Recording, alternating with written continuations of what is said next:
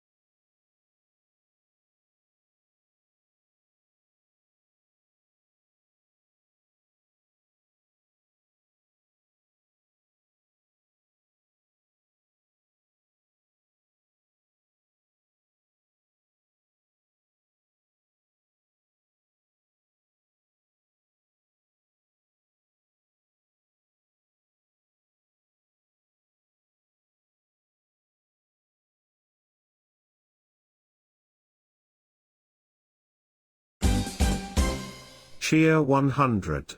That's not even a word.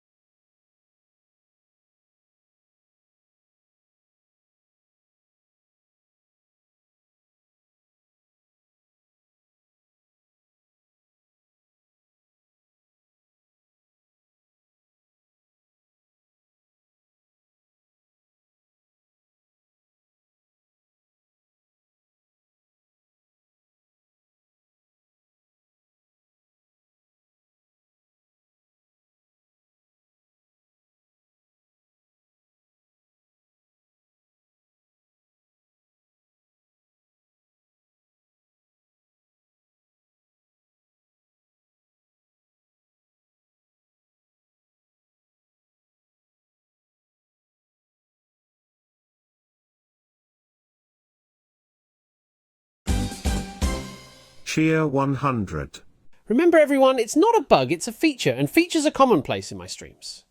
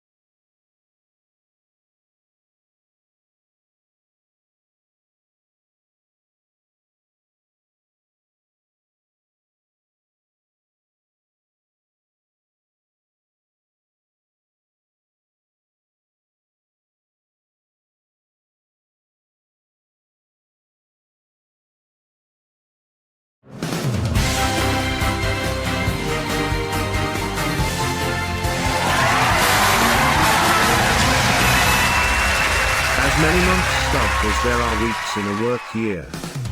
Wait, why am I thinking about work? I'm on vacation. Why is it glitching so much? What the heck is that all about? Do apologise for those that have epilepsy. That was crazy. What the hell was that all about? Anyway, thank you, Sheldon, for the 52-month resub. Appreciate that, and also welcome to you all this wonderful Wednesday evening. Too many pixels on the same line, clearly. And welcome to Quiz Night for Secret Fortune. Yeah, I'm going to have to do that now, aren't I, Ralph? Why did it do that, though? Like, we did alerts earlier on, and they were all fine, and now suddenly they're not working. What's that all about? Hang on. I just need to actually test it out a bit, because let me send a test follow. It's just glitching. Look at it. Look at it go. Why is it glitching like that? That's weird, isn't it? Why is it glitching like that? Let me just do this. It's going to go green, maybe. It might go green. Depends on if it feels like it wants to go green or not. Apparently it doesn't want to go green. Okay, it's fine then. Try again. It just doesn't like it. Wow. What on earth is that all about? OBS? What's that all about? Well, this is new to me. Why is it suddenly not working now? And Ben with a thing. I don't know if that's... No. Unfortunately, you have to attach that to it. There you go. Have to attach that to a subscription or a bit message, and then it might do it. Very, very glitchy, though. Weird. Have you legit done a TTS of yourself? I guess if you have, this message could actually say, yes, I have done a TTS of myself. If so, bloody bravo. Oh, 65 months BTW. Woo! Hope you're well. Apparently, it's still very Australian, but yes, thank you for the 65-month resub there, Ben. Appreciate that. And welcome on in. And at least it worked. The audio is working, but for some reason, the display doesn't want to work properly. That is so weird. Why is it so glitchy? I feel like I want to restart. 50. Oh. Damn, I feel old at Bashwood. Bashwood, thank you for the big 5-0. Appreciate that, G-Isons, and welcome on in. I kind of want to restart OBS to see if that's going to fix it or not, because it hasn't glitched like that for well, ever. I mean, it's a new system and everything, but why is it glitchy? Why is it all the glitchy today? Let me see what is actually going on capture number 3. Maybe if I deactivate it and activate it again and give it a boot. Nope, really not happy, is it? Test follow, that is, by the way. God, that is so bad. Why is it so bad today? What if I... Oh, and we've got a subscription from Prey. Say his name and he'll appear. I believe in Joe Hendry. Thank you for the I believe in Joe Hendry message. Appreciate that. Welcome in, Prey. A rebrand I see. Enjoy the rebrand. What is going on? If I were to reduce the FPS on the capture, will that do anything for me? No. Not at all. Absolutely nothing. Oh, because it's not even that one. What? Which one is it then? Which one am I actually supposed to be changing? Why is that not changing then? That is that. Where are my alerts? Oh, my alerts are on the downstream keyer, aren't they? Which is this guy. But then, oh god. Why is it so bad? And why can't I actually edit the downstream keyer? Hello? The OBS didn't update. I explicitly don't have it on auto update or anything like that because I know things can go wrong when you do suddenly things like that. What? If I turn the I don't know. I really don't know why it's so utterly bad. That's I'm now following. I'm now following.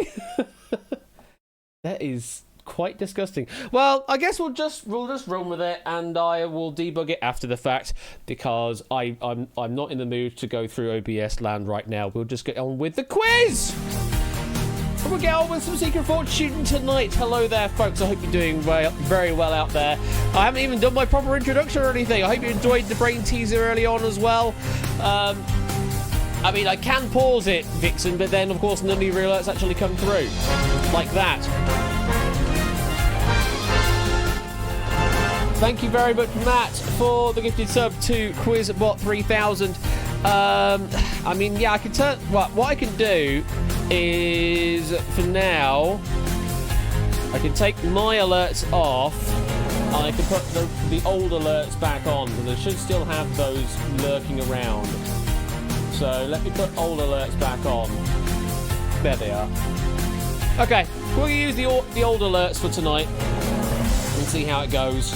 And now I've just lost all of my everything. Where are my audio mixers and everything? There they are.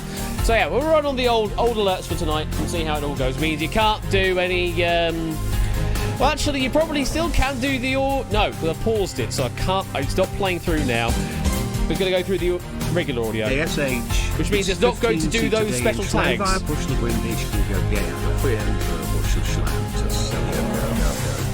So cold. So cold. Thank you for the 100 bits there, TVP at Polska. Yeah, unfortunately, it's not going to do any of the special tags, though. Ash mode is now disabled. The thing is, it's not just Ash mode, it's lots of voice modes, because you can do specific text-to-speeches. I just haven't listed all the names down. Anyway, oh no, the horror. Let's get this game of the way, shall we? To play Secret Fortune, you can play on Hackbox, you can play in Twitch chat. Either or will work, and we'll be picking two of you to play the hot seat game of tonight's game as well. When you're on Hackbox, it'll offer you the option whether you want to be in the hot seat or not. Just toggle it however you feel, and leave it to what setting you feel like playing tonight.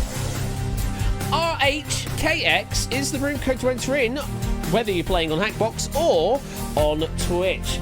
And tonight's game has been written by... Oh, hang on.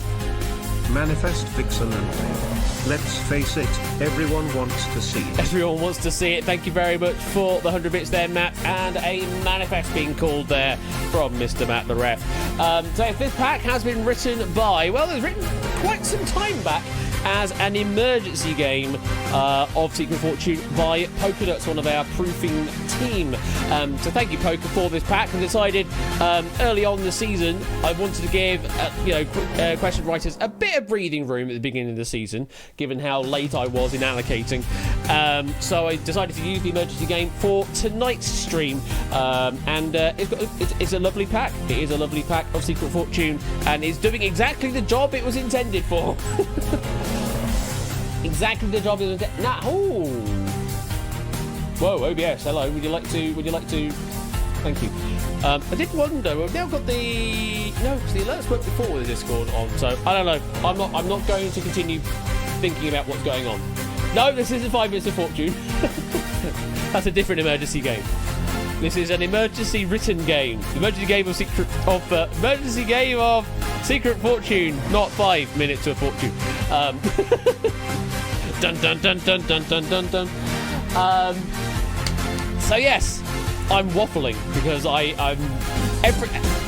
Thank you, Oni. Don't be alarmed, but Prey said he brought his magnets. Oh, the magnets unfortunately are not going to work here. Thank you for the 100 bits though, and we've got another 100 bits from Mr. Puzzle Dan. Okay, manifest rules calls for Prey and Tipster. Prey and Tipster being manifested by a Puzzle Dan. Thank you for the 100 bits there. Also, I need to go back and actually say thank you to Ben for the 65 months, Sheldon for the 52 month, Matt with the 100 bits, Matt with another 100 bits, Theory with the 55 month resub. Thank you very much for that.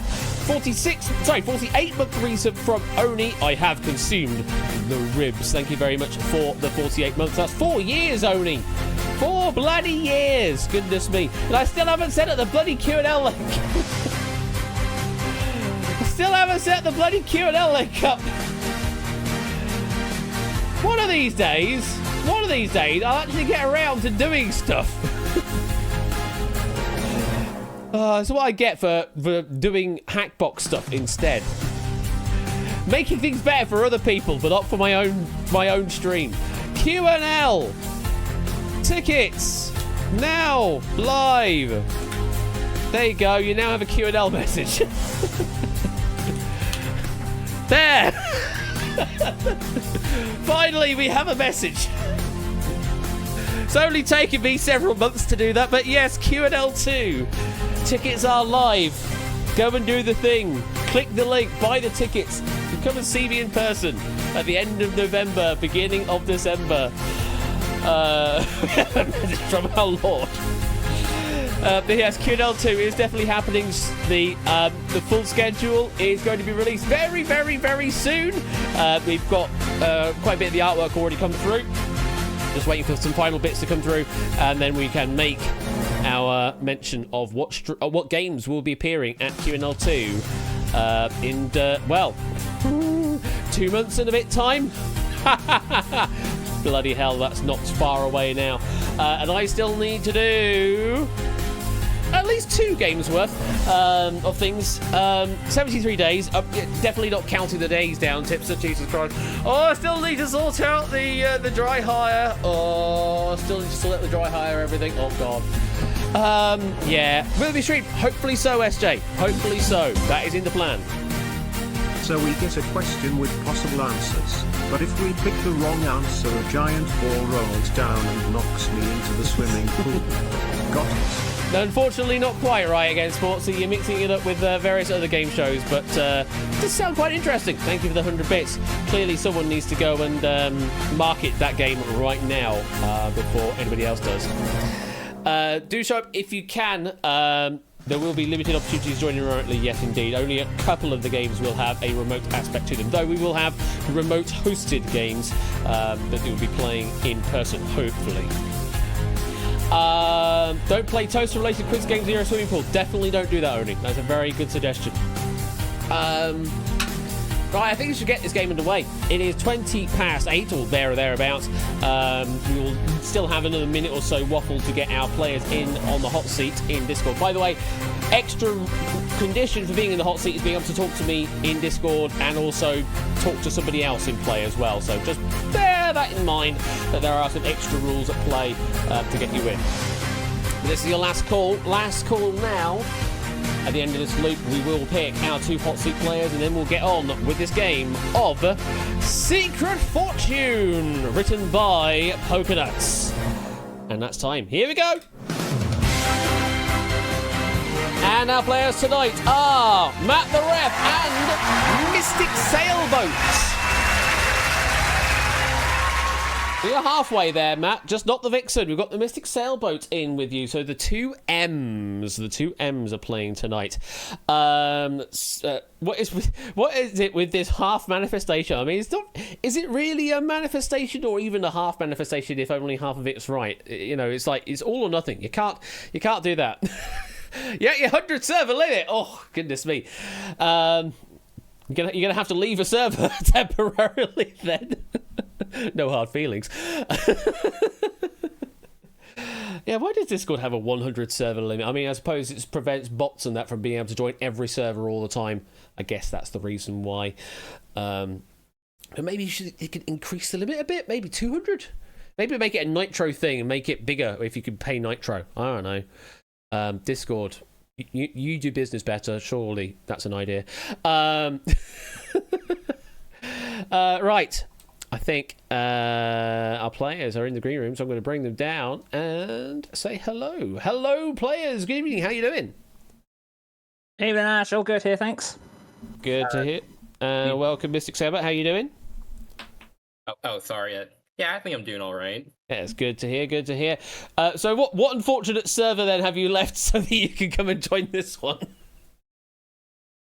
You don't have to name names. Don't worry. Oh, it was the Tool Assisted Videos Discord. Oh, Taz videos. Oh, fair enough. Well, you can go and join back again once you finish with this game. Matt and Mystic Sailboat, welcome on in. Matt, you've been here in the hot seat a couple of times in the past. What's your track record so far?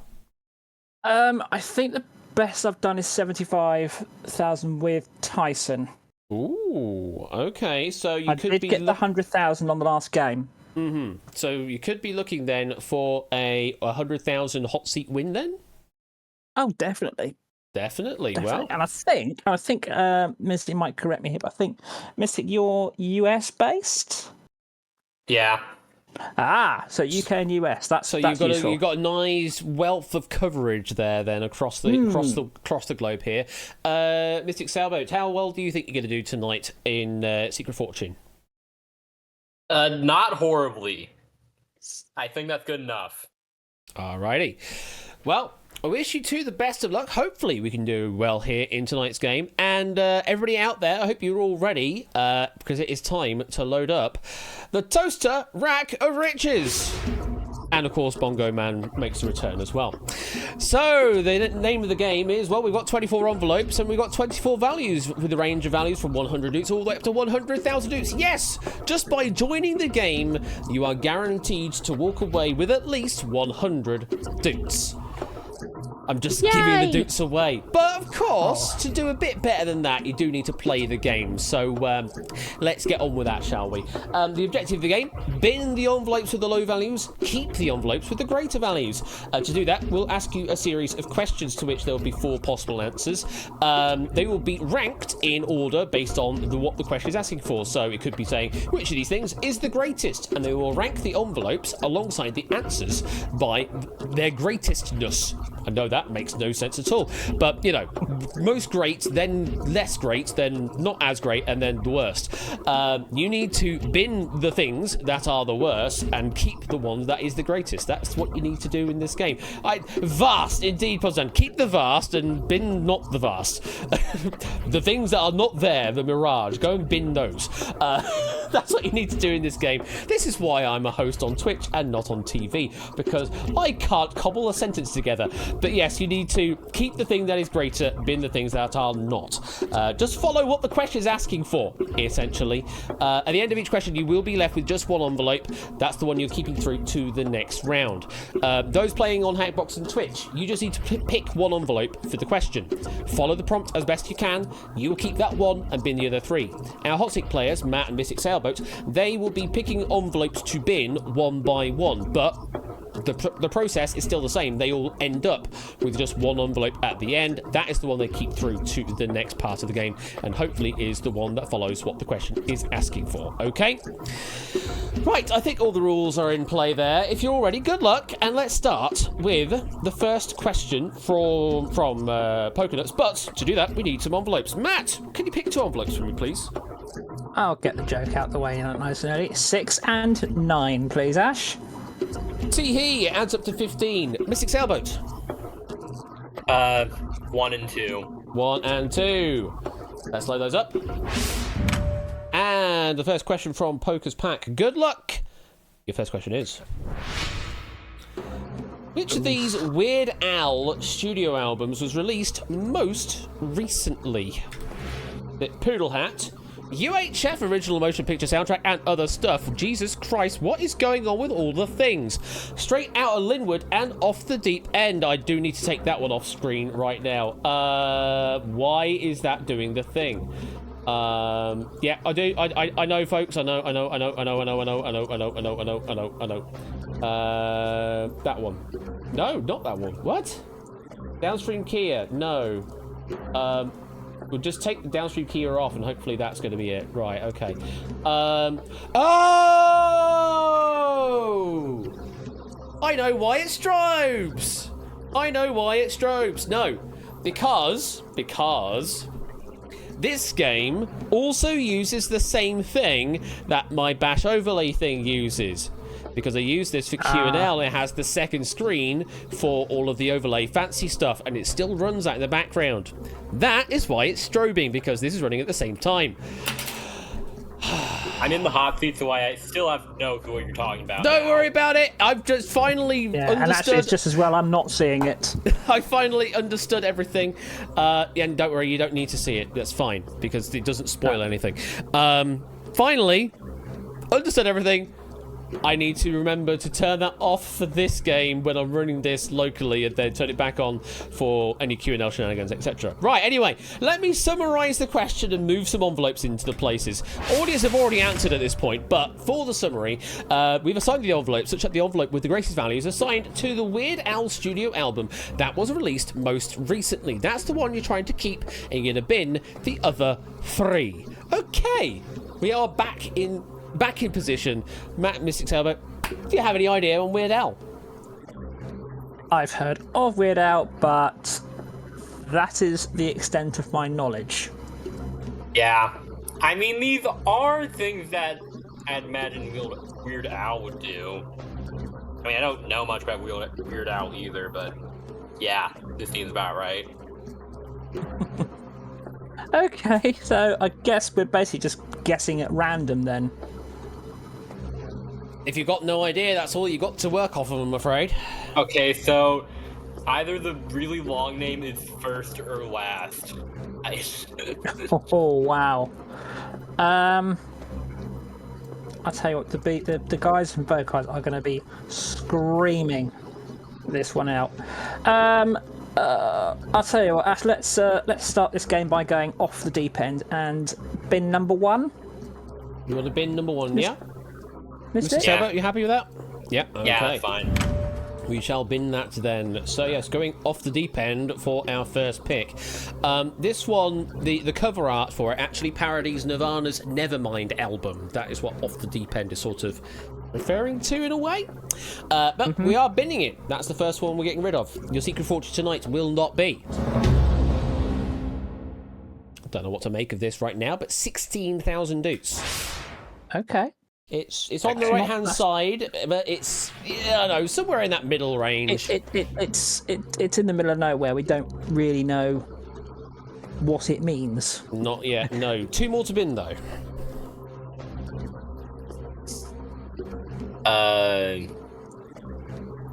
Do you have any feelings on 6? I've not got a clue. It is literally just guesswork on this one. Okay, 6.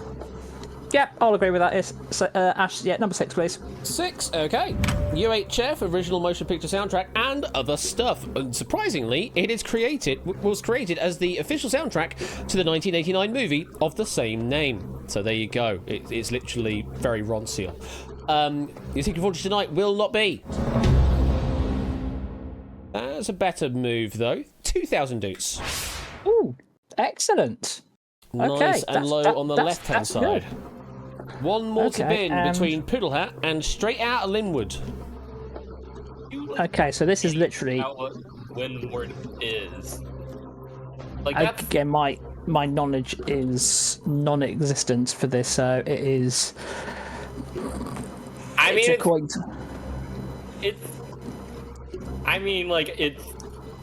naming a place that I have no clue about. Like, I guess 2, maybe.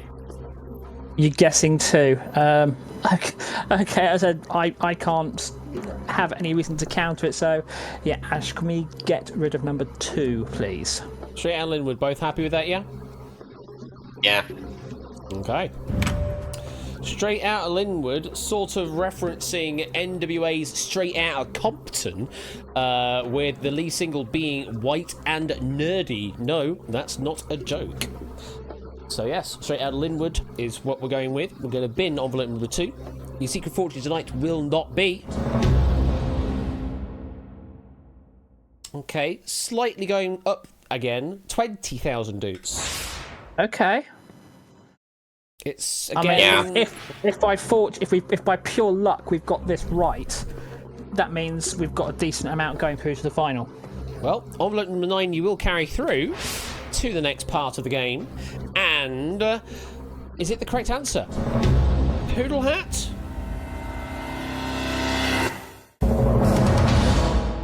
No, Okay. Straight Outta Linwood was the correct answer. I'm going to hide it away from your screens in Discord right now and show on Twitch only the particular dates in question. Poodle Hat, by the way, the lead single of Couch Potato is a parody of Eminem's Lose Yourself on that particular album. But yeah, envelope number 9, you were sort of picking at random here. What do you think is in envelope number 9? Oh, sorry. No, you that's go. okay. It's okay.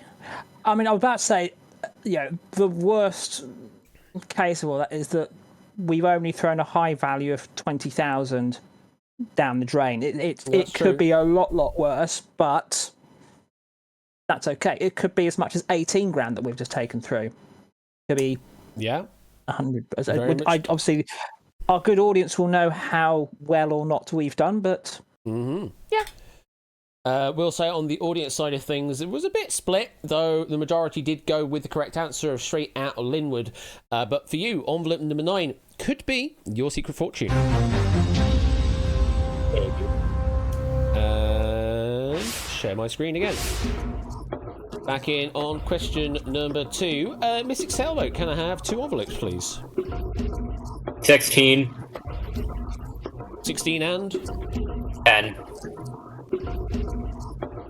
What was the other number? Oh, 10. 10, there we go. Matt? And just to get rid of the other community joke, 20 and 22. 20 and 22. We'll load those ones up. And your second question coming up is this. Tell me, which of these numbers is the biggest? I mean, that sounds about as easy as it gets. Is it the total number of Millennium Prize problems in mathematics, the number of Platonic solids, the number of seasons of the CBS crime drama numbers, or the number of bits in 1 byte? It's very math oriented. So, we've assigned the envelopes such that the envelope with the greatest value is assigned to the number which is the biggest. That's the one you're trying to keep, and you're binning the other 3. So, which number is the biggest? Okay, so let's work these ones out. Mystic, do you know any of these? Platonic is like 5. Bits in a byte is like 8. I don't know how many are in Millennium Prize problems, but it feels like it should be 9 for some reason. So you I felt don't there was even know 5... what numbers is. Right, so you thought there were 5 Platonic solids, yes? Wait, no, I think it's not 5. It's like 6 or something. Whatever. It's lower than the number of bits in 1 byte. You think it's lower than bits, so on that basis we should get rid of Platonic solid, yeah? Yeah. Wait, no, is Okay. it 7? Yeah, whatever. What was that? I forgot how many Platonic solids there were. It's definitely not 8, though. You think it's less than 8? Yes. Okay, so on that basis we bin number 20? Yeah. Okay, yeah, Ash, can we bin number 20, please? Sure thing. The number of Platonic solids, binning envelope number 20. Your secret fortune tonight will not be 3,000 doots. Ooh, okay. You're picking very neighbourly numbers at the moment. You've got the 2 and the 3 next to each other. You've got the 16 and the 20 next to each other. 2 more to bin. Do you know anything about numbers? Yes, I do know numbers. That 1, there are 2, 10 3, different 4, digits. 5, 6, 7. Know the show. Yeah, Ash beat me to it. It's just The show numbers. yes. I haven't heard of it, so on that basis, will it have had more than 8 seasons? That's the sort of I mean, it could be like a soap opera thing. Oh, we're out of I time. don't think it's a so it's if it's a CBS crime drama, it'll be a. I mean, have you seen like NCIS? Though that goes on forever. Yeah, I have, but I know. I'm thinking we get rid of 22 because I think it will have. If it's due on 8 or more seasons, I think you usually heard. So I think we should get rid of 22. Yeah, sure. Bin 22, please, Ash. Okay, the number of seasons of the CBS crime drama numbers. And I mean, there's so many crime dramas out there. I mean, you mentioned like CSI, NCIS. Just literally put a jumble of letters together, and that's probably a crime drama series these days. But we're getting rid of numbers, which has a 3 in it because it's a number, in it. That's the extent of my joke. Envelope number 22 is going in the bin, and your secret fortune tonight will not be. Again, sort of neighbourly, 5,000 dues. Okay. Got a bit of a gap with 4,000 in the middle there, but it is still a good low value. One more to bin, though, between the number of Millennium Prize problems in maths and the number of bits in a byte. Okay, so for Millennium Prize problems, was this ones that they awarded just in the year 2000, or is this one that they've awarded every year since 2000? Oh, I think they put in like a set of problems, and like there's only been one solved. There's only what? Sorry. So like I think they put in made a set of problems and offered like $1 million to whoever could solve one of them. Oh, I see. Right. Okay. It's it could be like 7 or 9 though, and So we know that bits in 1 byte is 8. What we don't do is. I feel like they would go. I counted on my hand and just to really make sure, and there are 5 platonic solids. I don't know why I panicked. Okay. It feels like a thing they would do where they go 5, 6, 7, 8, and on that basis. Our question writers would not do that to us, would they? Yes, they would. Yes, they would. You're getting into Poker Nuts' brain here. It's fairly easy to do that. Sorry, Poker. Right. Need to bin one of these. Yeah. Again, this is a coin toss. I'm thinking better the devil than you know that you don't. I'm thinking we get rid of Millennium Prize because we know what bits is. Yeah. So on that basis, we're going to get rid of 16, yeah? Yeah. Can we get rid of 16, please, Ash? Okay, getting rid of the total number of Millennium Prize problems in mathematics. No special bonus for it out there in Twitch chat, but anybody know which is the first of the solved problems in the Millennium Prize problems? And yeah, just a bit of fun if you did know that. But we're getting rid of envelope number 16 anyway, and your secret fortune tonight will not be the problem, says Puzzle Dan.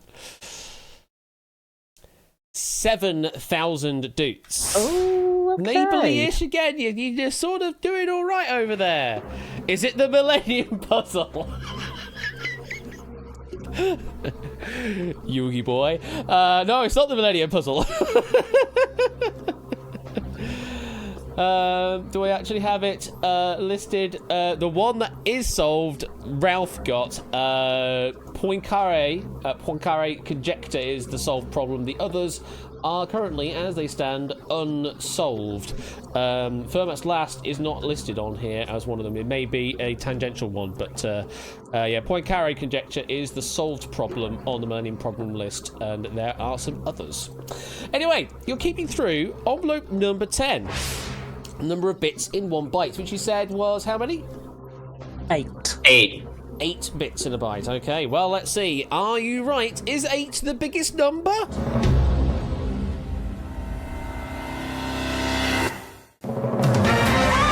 is the biggest number. Nicely done. Well done, Mr. Very well done. And You did meta it absolutely perfectly. We did have a 5, 6, 7, 8 on the board. Number of platonic solids is 5. You may have been thinking of, like, I think it's Catalan solids that there are a few more of that sort of reduce some of the rules. I was thinking of regular polyhedra for some reason. Yeah, platonic solids, they are the sort of the regular polyhedra. There's 5 of those. No, there are 48 polyhedra. Oh, well, yes. But yeah, platonic solids have special rules applied to them. Anyway. Then you've got the number of seasons of numbers. It's gone off the edge there. There's 6 of them. The total number of Millennium Prize problems, there are 7, 1 of which is solved, so there are 6 remaining to go. And then number of bits of what bite, you're right, it is 8. And a good number of our audience also going the right way. Yay, or going well done, with the everyone. second best answer with the Millennium Prize problems. So what does that mean then for envelope number 10? It's more than it says £8,000 minimum. That's obviously all we know, but Yeah. it's a good amount to. It's a good amount to take through. Indeed. It also means that, it's one that we. All we know is number 10's just got £8,000 or more. It's not as if we're knocking out sort of the higher values, which in some ways good thing, in some ways not so good. Anyway, waffle. Okay, on number 10 could be your secret fortune. Could be one to watch. 9 and 10. We've got some sequential numbering going on here as well. Some neighbourly numbers. And we could complete the sequence. Okay, back to you, Matt. 2 envelopes, please. 11 and 12. Well, you're not going to get both of them going through then. Mystic Sailboat. 17 and 18. 17 and 18, more neighbourly numbers. Let's pick them and bring them up. I will say at this point, one of these answers will have an asterisk that I will need to describe more about. So all audience players, wait for me to give all the description out, because that may make you change your mind as to what answer to go for. I'm just going to say that ahead of time, that there will be an asterisk, a star, affixed to one of the names. I need to give you some more information once that answer has been revealed, okay? So don't make a snap judgment call. Wait for me to actually give you a bit more words, all right? Yes, it's a clarification, Hex, very much so. Okay, question number 3 is this. According to unicode.org, as of version 16, that is September of this year, which of these categories contains the largest number of emoji? Is it food and drink, smileys and emotion, animals and nature, or travel and places? Note that in travel and places we are not counting flags, because that is its own separate category. Travel and places do not count flags. Flags are their own separate counted category. So, we've assigned the envelope such that the envelope with the greatest value is assigned to the category that contains the largest number of emojis as of version 16.0 according to unicode.org. That's the one you're trying to keep. You're bidding the other 3. That out the way. Any thoughts? Right, I'm thinking smileys and emotion. That's got a lot of different emojis. There are a lot of emojis in animals and nature. There are as a well. lot, but I'm also thinking, so say for example, the thumbs up, you have all the different skin colours for it. No, I'm wondering, does each, so say for example, the thumbs up, but it's got 5. Variations on shading do not count as extra emoji. Right. Those are done as extra control characters after the emoji itself. Okay, so for example, the thumbs up would just be 1, not Yes, 5. you wouldn't have 7 thumbs up. It's just the 1 thumbs up. Okay. There are definitely not that many food and drinks out there. Especially not compared to this other one. Okay, so do you think food and drink we could get rid of? Yeah. Okay, can we bin 11, please, Ash? Sure thing. Food and drink going in the bin. Your secret fortune tonight will not be... God, you're really doing a number on the left-hand side there. 6,000. Nice! Working your way from the middle out, from the looks of things. That's okay. 2 more to bin. Animals and nature. That's... There's definitely less animals and nature emojis than smileys and emotions. Yeah. I think we should go for travel and places first, because I don't... It really does not feel like there's a lot in travel and places. You Or think? maybe there is, and I just don't care, because when am I ever going to use the airplane emoji? Yeah, I mean, which of those do you reckon we could rule out? I think animals and nature, because I'm relatively confident that there's less animals and nature emojis than smileys and emotion. For one, I know there's like a bunch of bird emoji for no good reason. I would know. There's like 15 of them. I don't know why. Well, for a lot of them, blame Japan, but after that, blame America. Hashtag blame everybody but. I think I'm leaning more towards travel and places. If you... Yeah, and I think actually because of the disclaimer that obviously Ash put in at the start, I think removing obviously all the various national flags, that's going to severely deplete that area, inverted commas. So yeah, I'd be okay with getting rid of 12. You agree with that? Yeah, 12. Can we bin number 12, please, Ash? Sure thing. Travel and places, not including flags. We're getting rid of envelope number 12. The secret fortune tonight will not be. Okay, now I wish you were still picking away on the left-hand side there. Uh-oh. 75,000 dudes. Oh. Well, you're not walking away with that again, Matt. Yeah, thanks for that, Ash. Okay. 100,000 still in play, though. Which means we've got unlucky with the envelope choices, and we have got the 100,000 in there, or we've completely missed this question up. Anyway, can't do anything about it. So, I think animals in nature is going to have less than smileys. You think of all the different facial expressions. Oh yeah. And all the thumbs up and all the hand gestures that are in smileys and emotion. I think animals in nature there's going to be less. Yeah, probably not by definitely. much. Okay, Ash, can we bin number 18, animals and nature, please? Okay. Aminals and nature going in the bin. The secret fortune tonight will not be 22,000 dudes. Ooh, okay. We just pick a lot of high value ones. It had to happen. It had to happen. It had to happen at some point, yeah.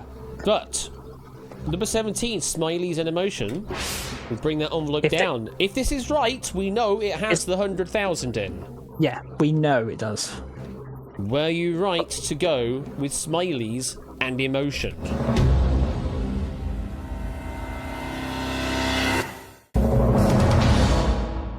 No, wow, we got travel tricked. and places Okay. was the correct answer. I'm going to hide away the info, and while I reveal all on the audience side of things, I'll also say additional categories. People and body, that's got 2,261 in. People and body. Good grief. Activities, 85. Objects 264, symbols 224, flags on their own 270, and then the additional tag characters, there are only 9 component characters, which consist of 5 different skin tones and 4 hairstyles, one of which is bold. Anyway, what are we thinking then is in envelope number 17? We know it's not higher than 75,000, but what's in it? Mm-hmm. I think we might have screwed up a bit more than we thought. And this is actually third, so probably like 10K or something. I don't know. Which that's not necessarily a bad thing to take through, but also if it's like the second highest, we've still got one of the top 6 values in play for the final round. It could be say like 30,000, 40,000, something like that. So it's not too bad unless we've completely messed up on this question, but as I say, we don't know. The thing is, I will say, not a single person got this right. Yeah, this is such a trick. Wow, really? No one in the audience got it right? No one in the audience got this right. Vast majority went with smileys and emotion, much like you did. So they're all pretty much in the same boat, but also everyone then has dodged the 100,000 going away. And envelope number 17 for you, and for various others, could be your secret fortune. Okay, so no one's got the 75,000 in play. Interesting. No, that one is definitely out of the game. I don't recall something like that happening before, where no one's got the correct answer. I think that is the first time we've had a sausage on Secret Fortune. Yeah, very much so. Yay, sausages! It was a brutal question. It's a very tricksy and technical question, but I kind of enjoyed it because it's it's niche knowledge about emoji. Tom Scott. I really feel like I absolutely should have adore it, gotten maybe. this I one. don't know. Anyway, these are the envelope numbers for all of the players so far. Hopefully you're keeping track on your Hackbox devices anyway. Let's move on to question number 4, shall we? And it's time for Mystic Sailboat. Please, can you pick 2 envelopes? 8 and 14. 8 and 14. Matt? 7 and 13, please. 7 and 13 going for some more neighbourly numbers. Let's load those up, and if everyone's ready, here comes question number 4. According to anycount.com, which of these well-known novels has the largest word count? Is it The Adventures of Tom Sawyer by Mark Twain, The Jungle Book by Rudyard Kipling, The Wonderful Wizard of Oz by L. Frank Baum, or Treasure Island by Robert Louis Stevenson? So we've assigned the envelope, such that the envelope with the greatest value is assigned to the novel that has the greatest word count. That's the one you're trying to keep. You're bidding the other 3. Have you done any reading of any of these novels? I didn't know the Jungle Book was a novel until now. The only ones I would have seen out of those probably would have been like the films. I wouldn't have done any reading of those whatsoever. But as we all know, my pop culture knowledge is rubbish. There we go. These are singular books, Hex. Yeah, singular novels. They're all singular.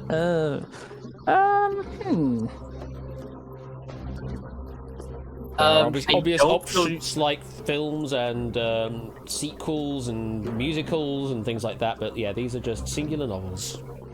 I don't feel like Tom Sawyer is that long, just from like the one time I saw a book. Maybe. Do you think Tom Sawyer might be not necessarily the largest, but wouldn't be? Yeah, I think it's short. It's short. That's what I'm trying to say. Okay. I'll go with that. Ash, can we get rid of 14, please? Number 14, sure thing. Yes, please. The Adventures of Thank Tom you. Sawyer by Mark Twain is going in the bin. Your Secret Fortune tonight will not be 9,000 dukes. Okay, we're still eating away at that left-hand side. Okay, 2 more to go. I don't know why, but part of me just wants to. Part of me thinks it's not the Jungle Book. I keep thinking of like the children's book for like Jungle Book and Wizard of Oz. And like obviously those aren't the novels, but I keep thinking of them anyways.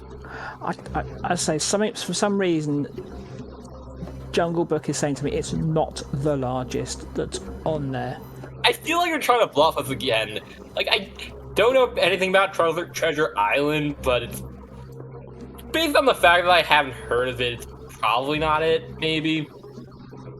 What, you've not heard the Jungle Book? Well, no, I mean, not as a novel. I keep thinking of the. Wait, no, is that called Jungle Book 2? Whatever. Okay. I'm wanting to bin Jungle Book. What are you thinking? I'm not so sure. I'm Okay, more- so what? So of the other 2, then, what are you thinking would not be? Treasure Island. Yeah, I'm torn between the other 2, but I haven't got any educated reasoning either way. So yeah, we'll bin 7, please, Ash. Binning Treasure Island, okay. Yeah. By Robert Louis Stevenson. Let's find out. Your Secret Fortune tonight will not be 4,000 dukes. Oh, good call. Well done. Okay. Got a big old hole now on the left-hand side between 1 and 8,000. Which is kind of a good thing. But also, if we've done bad on any of the questions, we could potentially have any of those really low numbers in play, which is not positive. One more to bin. Yeah, I'm thinking out of those remaining, I think Jungle Book is the shorter of those two. I still don't think that Jungle Book is shorter. It kind of feels like it should be Wizard of Oz. Ooh. So do coin toss? I don't have a coin to toss. I've got one here. As if you've mentioned that. Yeah, well, it had to happen. So I've got heads. We'll go Jungle Book. We'll bin Jungle Book. Tails will bin Wizard of Oz. Fair? Fair. It is. Ow! Lands on the floor. That's clever. Heads. We'll bin Jungle Book. Okay. Binning Jungle Book, yep. Yep. Okay. Envelope number 13 going in the bin. Can't believe out of all the meta I brought into this community, I brought this, says Oni. Yeah, I know, right? Secret Fortune Delight will not be! That's good. 1,000 dates! Oh! Woo-wee! Very, very good. That leaves us with envelope number 8, The Wonderful Wizard of Oz by L. Frank Baum. And you'll take that through to the next part. Now, are you right? I mean, they've been very, very low here, so looks good. Are we right with Wonderful Wizard of Oz?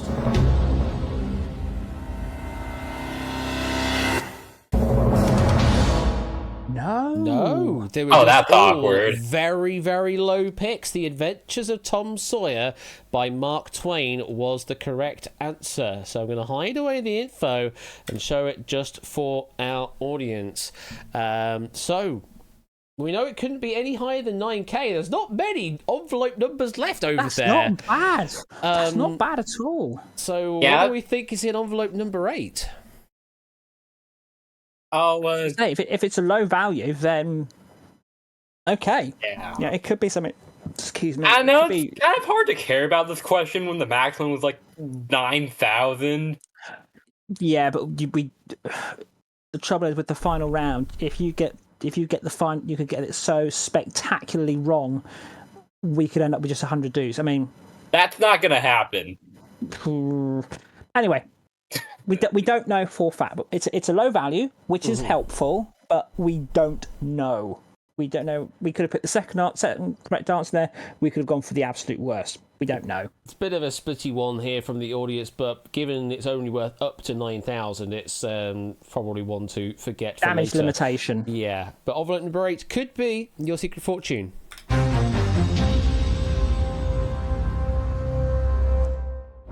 Very interesting twists and turns in this game. Okay, envelope selection number the 5th. Last chance to actually pick some envelopes. The rest will be left for you on the final question. Matt, 2 envelopes, please. I know it doesn't really make any difference because obviously all RNG, but it's interesting looking at some of the values that are left in play here. You've got an incredibly strong right-hand side right now. Which is good and bad. You're going to have to hit them. It's kind of like other shows where you have to pick things at random and avoid low values and booby traps. Anyway, moving on. 23-24, please. Yeah, no, deal or no deal. Mystic Sailboats. 3 and 15. 3 and 15. Let's load those up. And for question number 5, we've got this. According to Destructoid.com, which of these gaming systems was the North American release platform for the most number of Castlevania games? Clarification here, in order for this to count as a Castlevania game, it has to be part of the original series or the Lords of Shadow series. No spin-offs, I'm afraid. So if it's a spin-off game from Castlevania, won't count. It must be either Castlevania, original series, or Lords of Shadow. Those are the 2 series of games we're looking at here to count as being Castlevania. SNES, GameCube, DS, or Wii are the platforms. So assign the envelope such that the envelope with the greatest value is assigned to the gaming system that has the greatest number of Castlevania games released on it in North America. That's the one you try to keep. You're binning the other 3. Played any Castlevania games? No. These are a thing? Yes, they are a thing. I mean, we're the genre. It's called Metroidvania for a reason. Like the entire genre of games. Like how that's from Castlevania. Yes, Metroidvania is a crossover of Metroid and Castlevania in terms of how the gameplay plays. Aside from the fact that that's a horrible genre name, It is what it is. Gamers are going to game and just name things really weirdly. I'm inclined to go, like, maybe GameCube, just because, like, the GameCube wasn't that great. The GameCube was a flop, so I'm more than happy to get rid of that one. Yeah. Both happy to get rid of the GameCube. Number 3, Yeah. please, Ash. Okay. Apparently, Smash Brothers Melee, that was on a flop of a console. Okay. Number 3 is going to the bin. Yeah. Your secret fortune tonight will not be. These are definitely some hot takes, and I'm glad to say there's only 500 doots associated to it. Yay! God. Go. Anyway, 2 more to pick. What about... I mean, who... I'm just trying to figure out if a Castlevania game works better on, like, the DS or the Wii.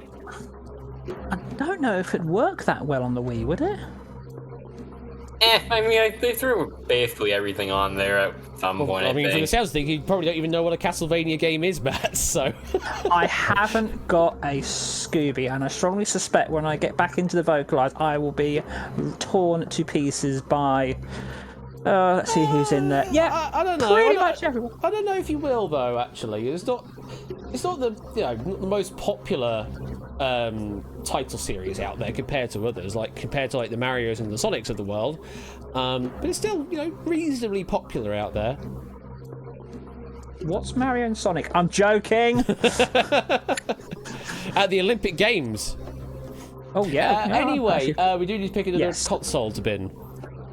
I don't like the Wii, just Yeah, I'm for just looking. Castlevania games. Which of these? It's either the SNES or the DS, I think. Just checking the question. Which of these gaming systems was for the most number of games? Okay, so individual games.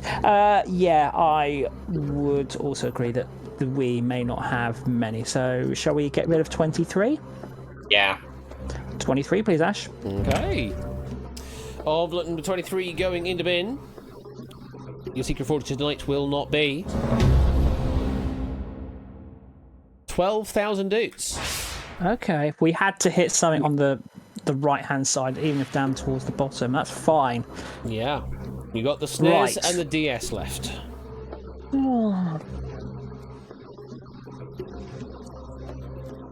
I mean, it would be funny if it was a SNES. But on the other hand, like, the DS had, like, it's like a really big thing. Sorry, No. So I don't know how long production was for the various SNES games. I don't know how long it was. How I many do years? remember that, like, the DS sold for, like, a really long time. Like, you've heard of the new Nintendo 2DS XL, right? No. That's a real console. Yeah. I just think because we are going to get pushed for an answer here. I'm inclined to think that because DS, there's a lot of games that come out more often. That I think SNES will be the lower of the lower of those two. If it's SNES is the second correct answer, we're fine. So I'm thinking we get rid of 24 SNES. Yeah, that's basically my same thinking too. Okay, cool. Yeah, Ash, can we bin 24, please? Okay, being the largest numbered envelope number 24, against the SNES, the Super Nintendo Entertainment System. Your secret fortune tonight will not be... I mean, next to the 12,000 is the 14,000. Okay. Stepping up and up and up. That leaves us then with envelope number 15 for the Nintendo DS. Are you right with the DS?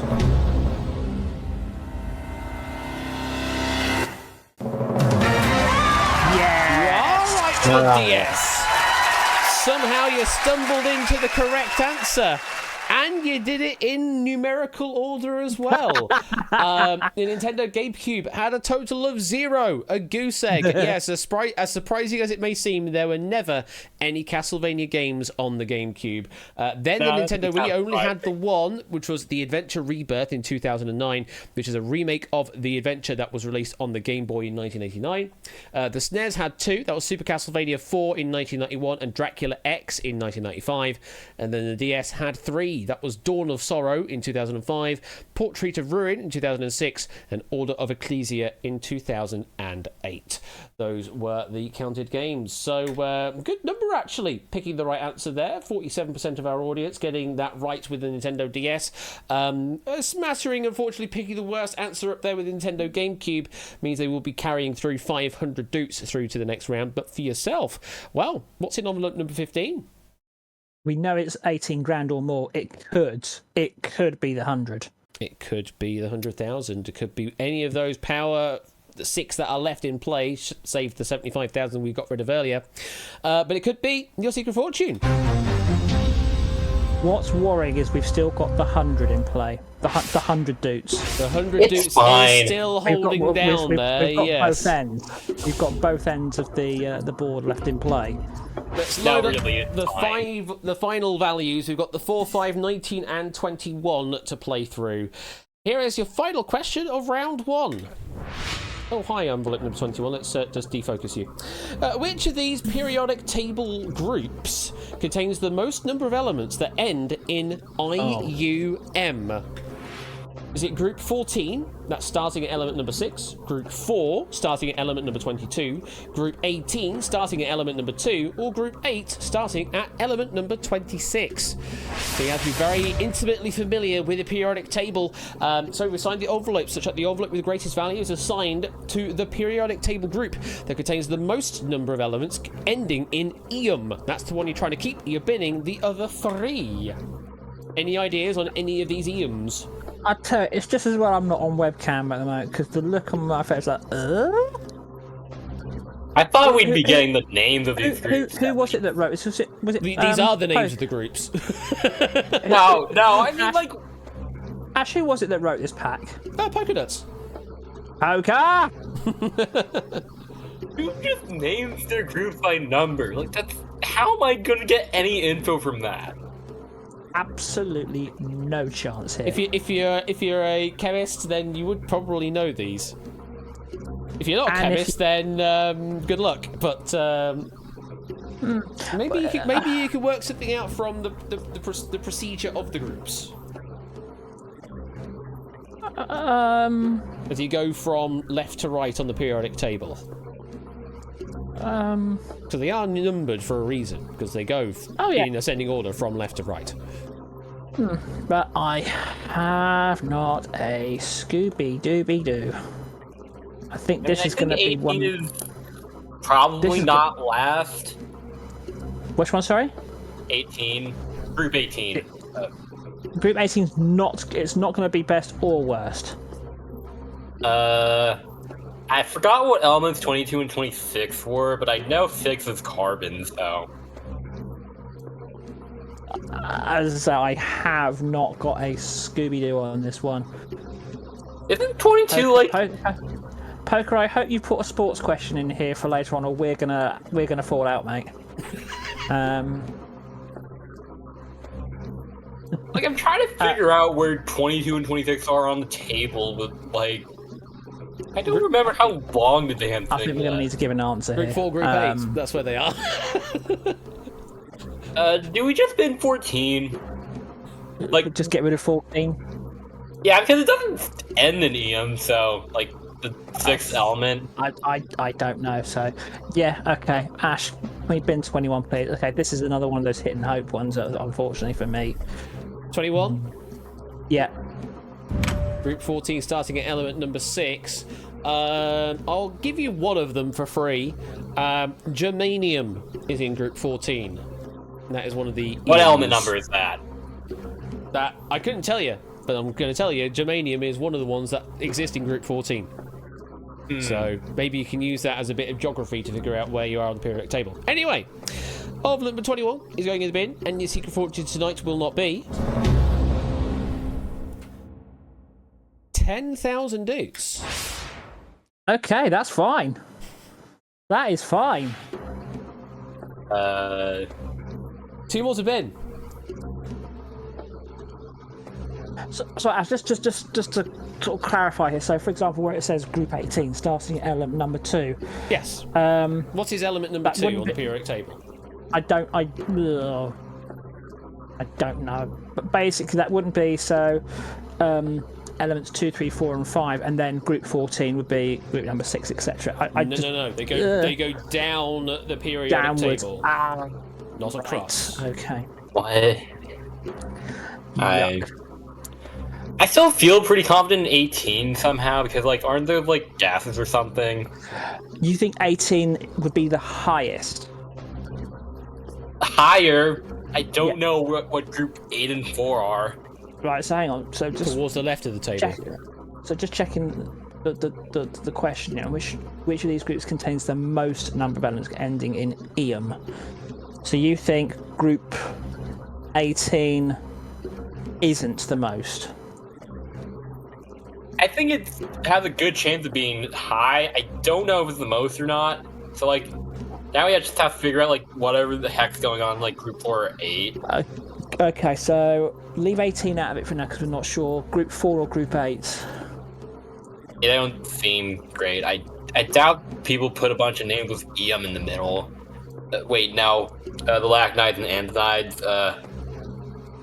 those have a bunch of Eums in there because they're like the really big useless ones, so people just put whatever in there, and they definitely end in Eum. So which one should we get rid of out of 5 and 4? Group 4, I don't think the Lacnites and Antonides start there. Okay. Yeah, Ash, we'll get rid of 4, please. I say that no, sorry. Envelope 4, Group 8. Envelope 4, Group 8, yeah? Wait, no, I meant the other one. You meant Group envelope 4? 5. Yes, I meant Envelope 5, Group 4. Envelope 5, Group 4, starting at element 22. Ugh. Okay. It's just as well, Ash, that we didn't pick envelopes 14, 4, 18, and 8, because that would have been interesting. That would have been... Yeah, too many numbers, says Pop. I mean, the game cannot have too many numbers. I can add more. Envelope number 5 is going in the bin. Your secret fortune tonight will not be...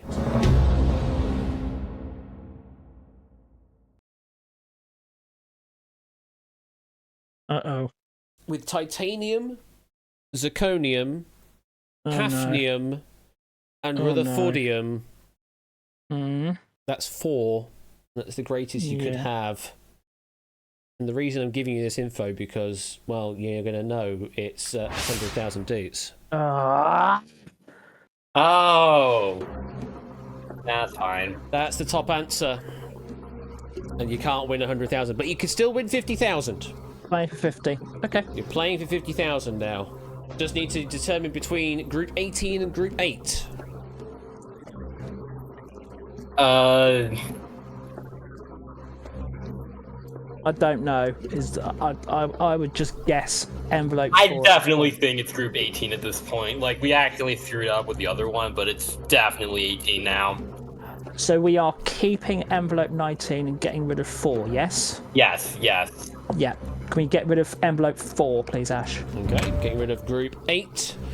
Starting at element number 26. Envelope number 4 is going in the bin. Your secret fortune tonight will not be...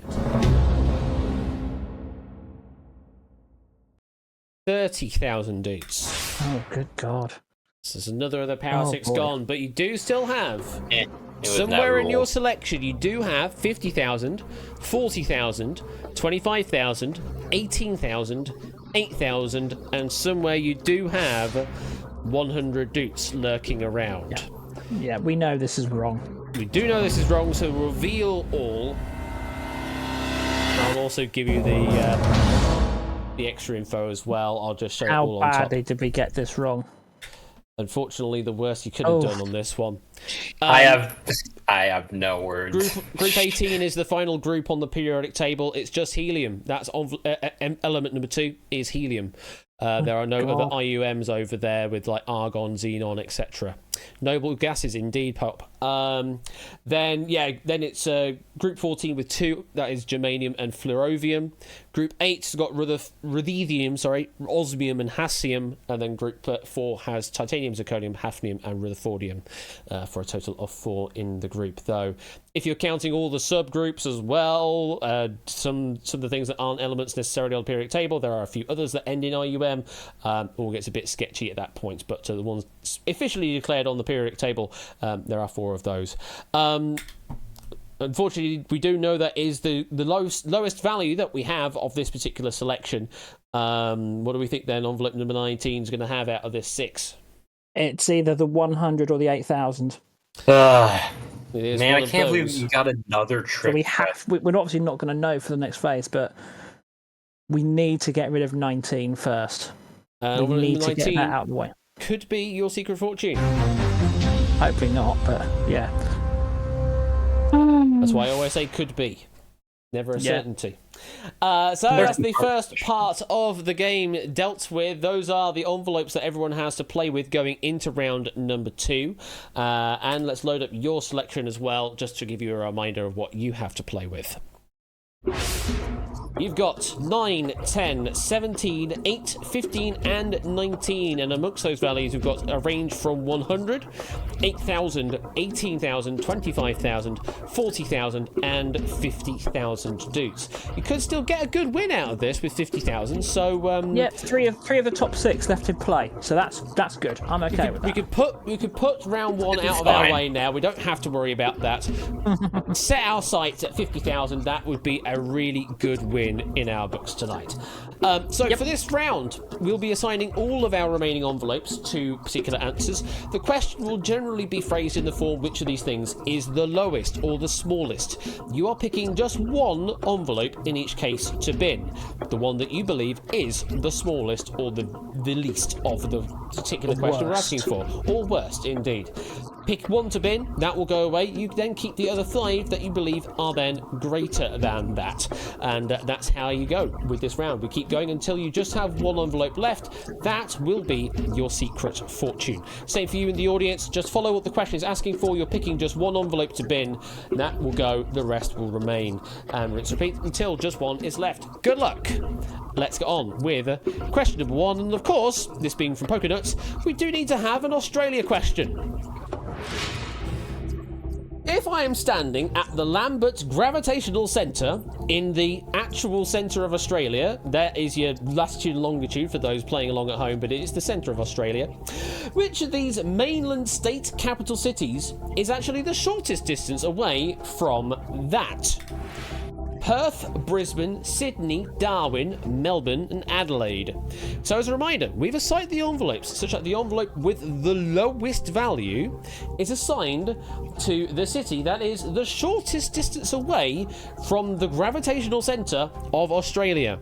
That's the one you're picking to bin. You're keeping the others that you believe are a greater distance away from the centre of Australia. Right. So... okay, this is definitely Perth. Right, hang on. Right, let's think this through. Okay, we don't necessarily have to bin the absolute correct answer. It'll be great if we can, but so long as we don't pick the completely wrong answer. Wait, no, I meant that Perth is the farthest away, so don't pick Perth. Right, so don't pick Perth. Yeah. Okay. You're looking to bin the one that is shortest distance away. Okay, so basically, there's quite Melbourne's towards the coastline, isn't it? So is Sydney. So I'm thinking, like, get rid of either Brisbane or Darwin, something like that? Yeah, I'd be down for either. I'm thinking, just get rid of Brisbane. Yeah. Yeah. Ash, we will bin Brisbane, please. Binning Brisbane.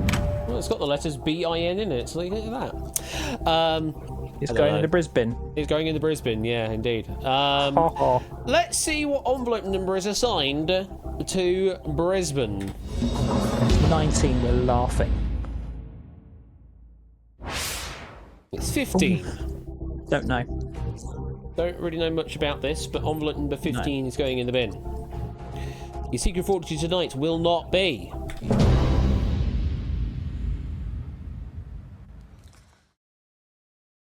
$40,000 doots. Oh, It was the second worst answer on the board. what would have been Darwin then? Darwin would have been better, was been second best on the board.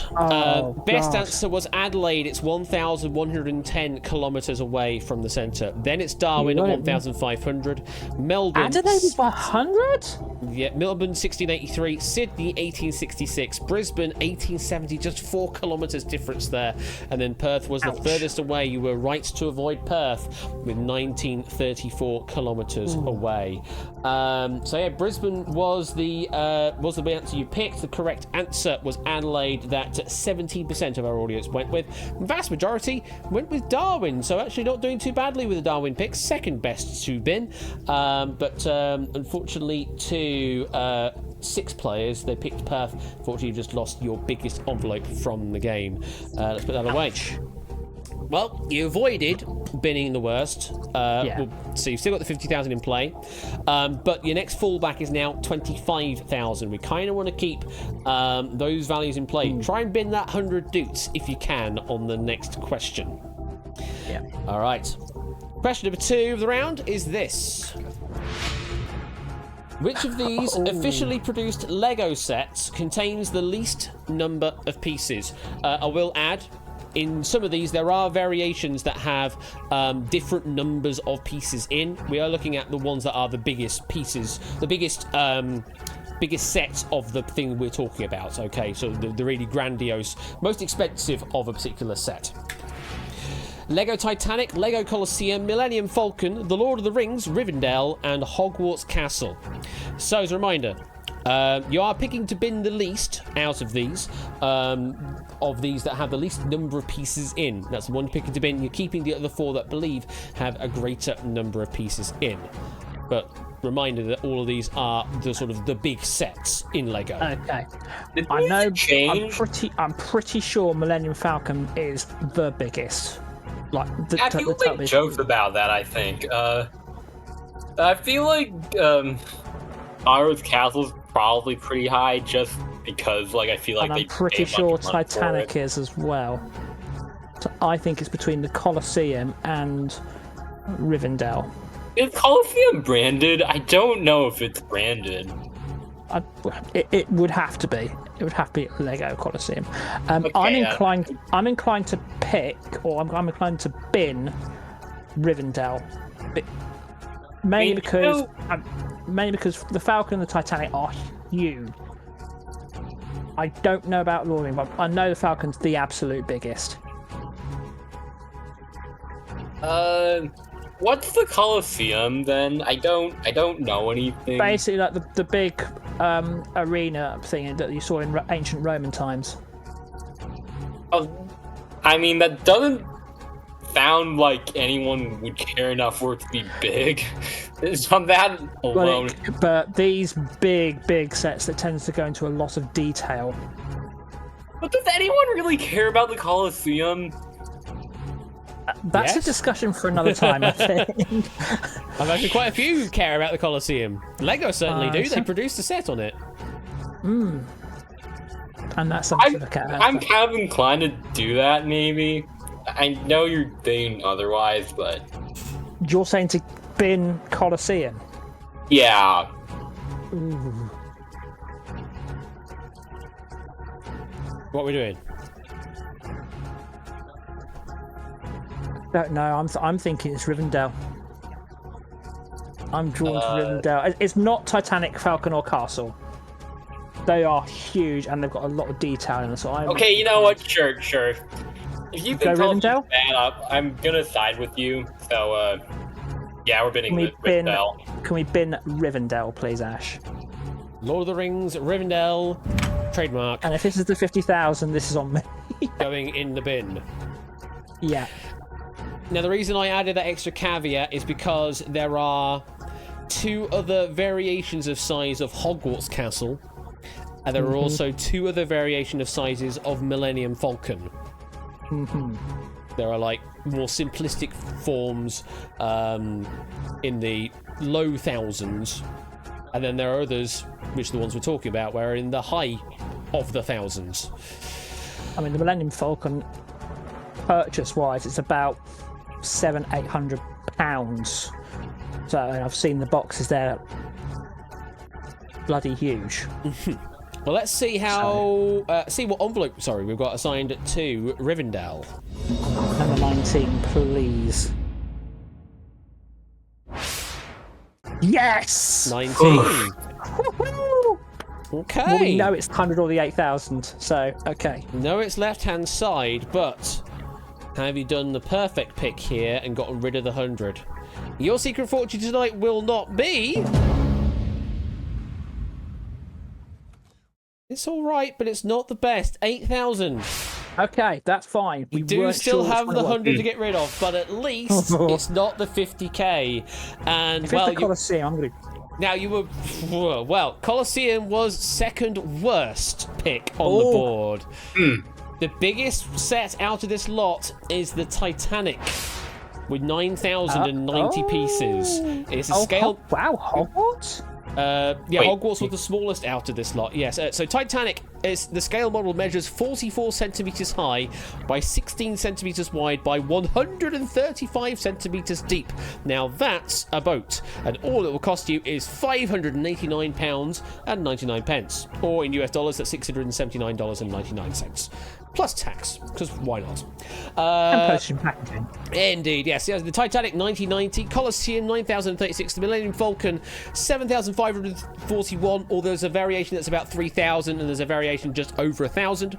Lord of the Rings Rivendell 6,167, then Hogwarts you've got 6,020. You've got a smaller variation which is Hogwarts Castle plus something else about 3,000, and then another smaller one around 1,500 pieces. No, 2,000 pieces I think is the other one. But again, we're just looking at the big ones of all of these, and well, you did all right, but not the best, though. A bit of a split opinion across the board there. Just 2 players getting rid of their worst envelope there. Colo and Manic Hardluck there getting rid of your biggest envelope. Let's put that one away. We need to get rid of that 100 dates. Yeah. We definitely need to get rid of that. That surprised me, that question, because the Colosseum is. You think in principle, it's not. It's just the Colosseum, as Mr. was saying, but flats have got 9,000 plus pieces. I'm gonna have to, obviously not now, but I will have to Google that later on because that's impressive. It's a lot of pieces. As I say, it's a big scale model. I'm more shocked that Hogwarts is laughed. Honestly, like they have like a bunch of brand money, don't they?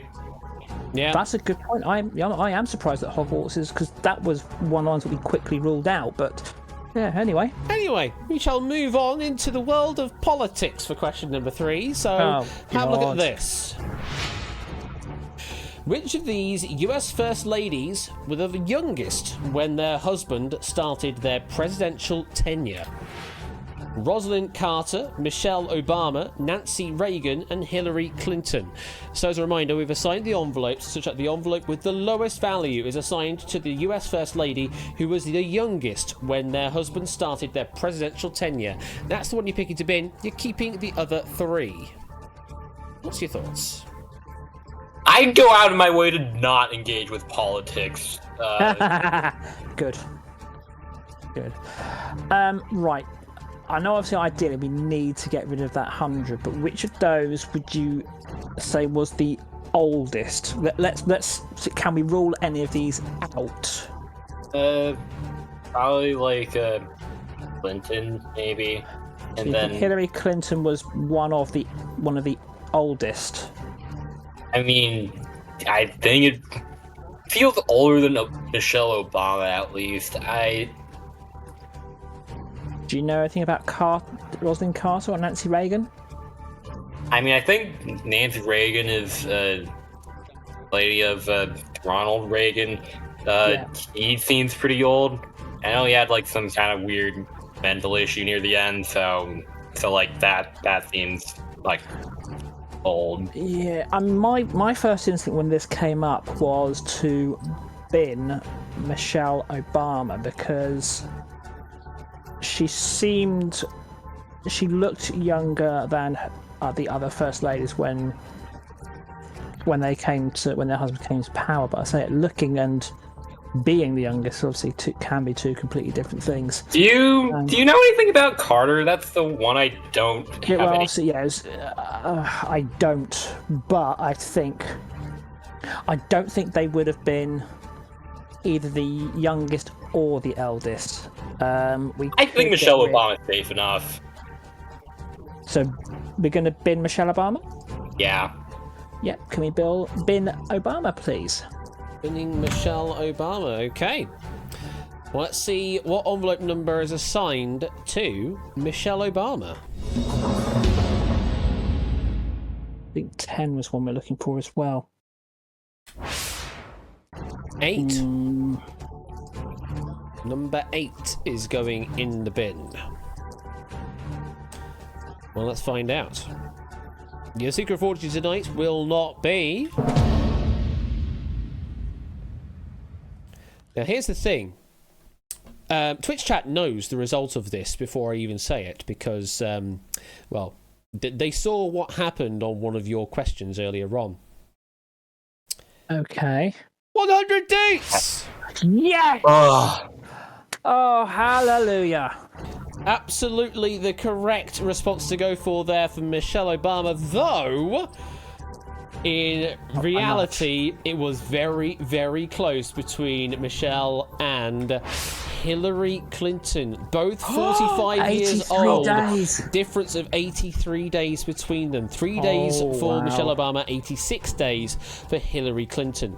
Then you're looking at Rosalind Carter for Jimmy Carter. 49 years, 155 days, so about 49 and a half years. And then Nancy Reagan, the oldest of all there, 59 years old, plus 203 days. So 59 and 2/3 or so. I was thinking Ronald Reagan came to power sort of later on in life, so I thought, yeah, Reagan's the one to avoid here. these are all still pretty young compared to the 2024 election. There are still very, very younger ones listed on the Wikipedia article itself, so that some in like the mid-30s, in fact. But Poker decided to start out with Michelle Obama on the list, and well, it still worked out for a good number of players there, picking the smallest envelope to bin. Very well done to you. Let's put that away. So, at least we've guaranteed you a right-hand win here. 18,000 or greater. That's your minimum win. Fine. Could still be getting the 50,000. That could still be a good win for you. Let's have a look at the audience assignments for our audience players. Audience assignments for our audience players. I'm just going to keep saying the same things over and over again until it makes absolutely no sense to me. Anyway, 2 questions left. Let's go to the penultimate one. Question number 4. At the time of its purchase, which we will give you those dates by the way, which of these things has sold for the cheapest on the online auction site eBay? Is it a charity lunch meeting with Warren Buffett in 2022, a 405-foot-long Giga yacht in 2006, or a Gulfstream 2 private jet in 2001? Yes, this is a boat question, folks. So, as a reminder, we've assigned the envelopes, such that the envelope with the... hello? Why are we getting lots of people saying you've already answered this question? Hello? What? What is going on? Why are there so many people saying you've already answered this question? What's going on? We haven't. No, I know, but I'm looking at chat. What? Might be firing off a second time, still seems fine. Weird. I don't know why it kept repeating it, though. That's a bit strange. Still seem to lock in your answer, but hopefully all is still good. Okay, we will continue on and hope that everything's fine. I did get a transport close from Hackbox, so it did disconnect at one point. But but I am still counted as connected right now. So it may have reconnected and then it... did it reissue the submission? It might have reissued the submission. Interesting. Well, anyway, we continue on, and I'll give you the reminder that we are looking for you to pick the answer that's sold for the cheapest online on eBay. That's one picked in, keeping the other two. Okay. Right. Do you know who Warren Buffett or Buffet is to start with? Isn't this like that stock guy? I don't know. That's why I'm asking. Do you know who he is? I mean, okay, so let's... He's on eBay. I would suggest if anyone's to if a charity lunch meeting with someone famous is being auctioned on the eBay, then it's probably going to be pretty damn important. But obviously, not knowing who he is. No, I think he's pretty important. He's like a pretty... Yeah. I'm not saying right. The Giga Yacht versus the Jet. No, this is not a Top Gear challenge. Who sells a Giga Yacht on eBay? Aren't there other places for that? It depends. It may have things wrong with it. I don't know. It may come with things wrong with it. Well, we'll talk about that after. But I mean, okay. the Jet. It may come. Same thing there. Like, who sells a Jet on eBay?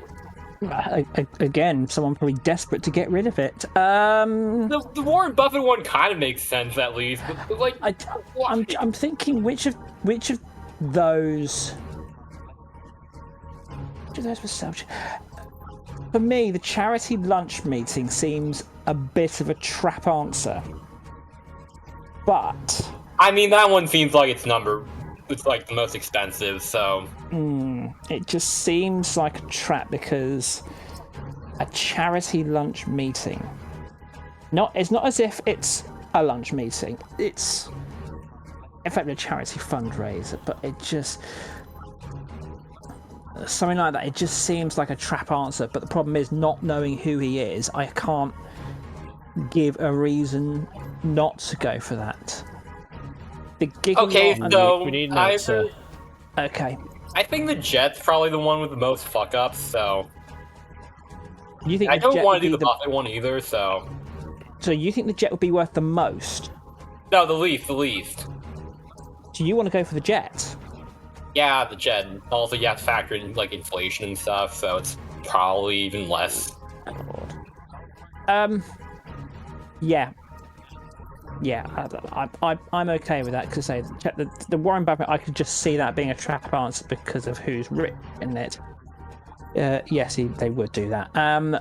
Ash, can we get rid of the Gulfstream 2 private jet, please? Sure thing. We will get rid of that. And the thing with the charity lunch meeting with Warren Buffett is this Warren Buffett fellow has done this yearly since the year 2000. And all of the proceeds for all of those bids, they go to Glide, a non-profit organization in San Francisco. But yeah, he has done this once a year, every year up until including, well, the 2022. So it is a frequent thing. A lot of people want to do it. But let's see what envelope is assigned to the Gulfstream 2 private jet in 2001.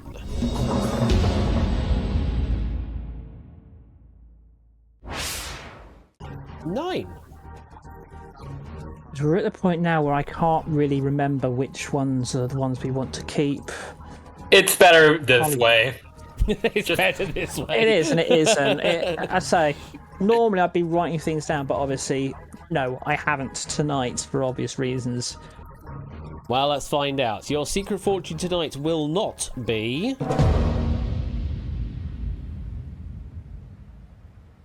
It's a value of 4.9 million US dollars, should I say?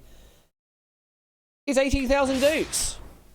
Yes. You picked the correct answer. Yeah, it was indeed. Good call. The cheapest on the board, though, at the time in 2001, that was indeed the record for the highest known sale price for any single item on eBay. Previously, before that was 1.65 million, but at that point it was 4.9 million. But the other two, they are a bit bigger. The charity lunch meeting, that's 19 million. And then the Giga Yacht is 168 million. Oh, that one was real. Cool. It's real, yes. Yeah. Oh yeah. That It includes your standard these yacht super features, yachts? such as a helicopter pad, a retractable glass elevator, yes, a glass elevator, why not? Office area, spa, movie theatre, jet stream swimming pool, and gym. Then for the rooms, you have 8 guest cabins, a children's cabin, 10 multi-level VIP suites, and a 3,000 square foot master suite on the deck. But that's not all. You also get a ski boat in a garage, and 2 large guest tender vessels. And just for shits and giggles, there's a place for you to launch a submarine via dry dock as well, because why the bloody hell not? And all of these could be yours if the price is right. It's right. I mean, you just gave us the price. Goodness me. There you go, Danny. But yeah, Right, has anyone got the lotto numbers for the next week? the normal selling price for this, by the way, is 196,500,000. So yeah, just saving yourself nearly 30 million selling it on eBay. Because of course, why not? But well done. Absolutely right there with the private jet was the cheapest at 4.9 million. Was a bit split though, third each on each of the answers. Let's put that away. So Okay, we have a top 6 finish. we are here on the final question, and yes, you are in the Power 6 victory zone. 25,000 or 50,000. Which will you walk away with? Let's find out. The final question is, well, it's a question about food. And it goes like this. I knew it was going to be calories. Which of these chocolate-based snacks would give me the least amount of energy in calories? Is it 8 Reese's peanut butter cups that are 21 grams each? Or is it just 1 Terry chocolate orange that is 157 grams?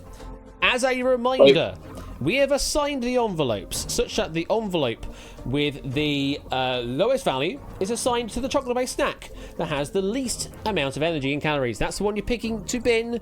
You then keep the other, which has a greater number of calories. I have a feeling that on my Hackbox side of things, I actually have multiple connections running at the same time, which is why it's doing the you have already answered this question thing. Anyway, what's your thoughts? Why is it mentioning you? What do you mean? Right. It says give me. Why is it mentioning you in particular? Oh god. I don't know. Right. So Ash, just so I understand I this like question, both. Ash, just so I understand this question correctly. Okay. So we are wanting to bin the one that has the least amount of energy. Correct. Right.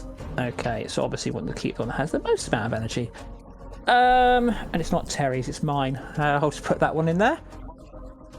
The Terry's chocolate orange contain more than 8 slices, or does it contain 8? I forgot. It's more than 8 slices, but Oh. I think it's about 10 or 12 slices. But I don't think so. The peanut butter cup, so that'd be 168 grams total. I mean, at least 2 or 3 of those grams are just from the wrapper. Huh? Well, like the wrapper on the peanut butter cups.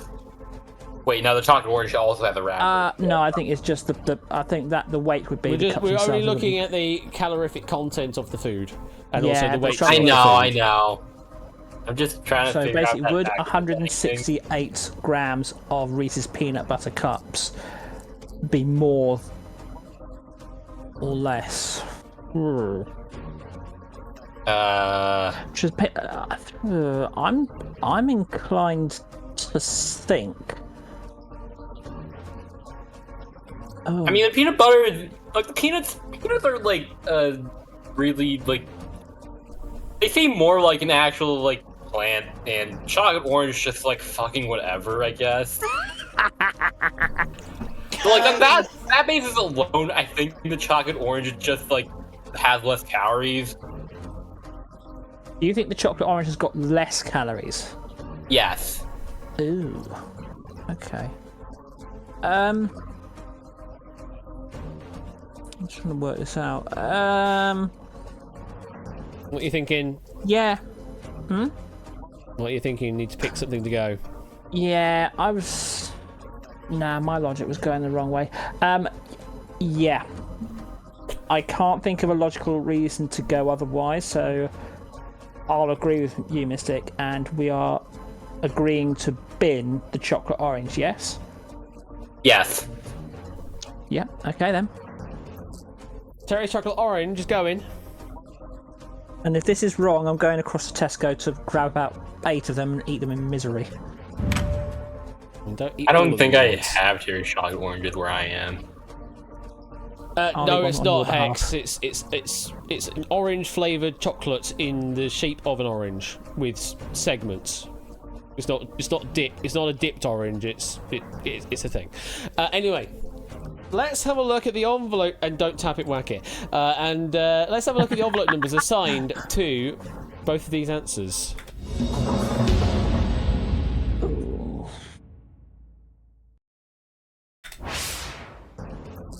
Well, I mean, we don't really know, but number 10 is assigned to the 8 Reese's Peanut Butter Cups, and number 17 is assigned to the 1 Terry's Chocolate Orange.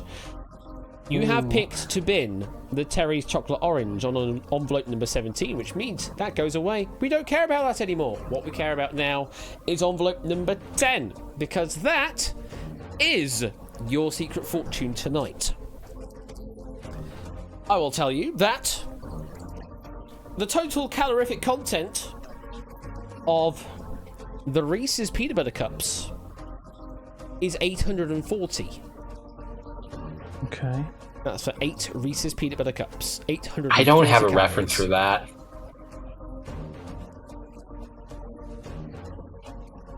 Oh, I overshot that, says Pop.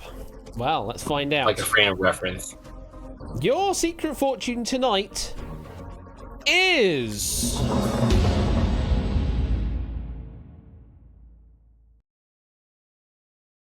$50,000 dudes! Yes!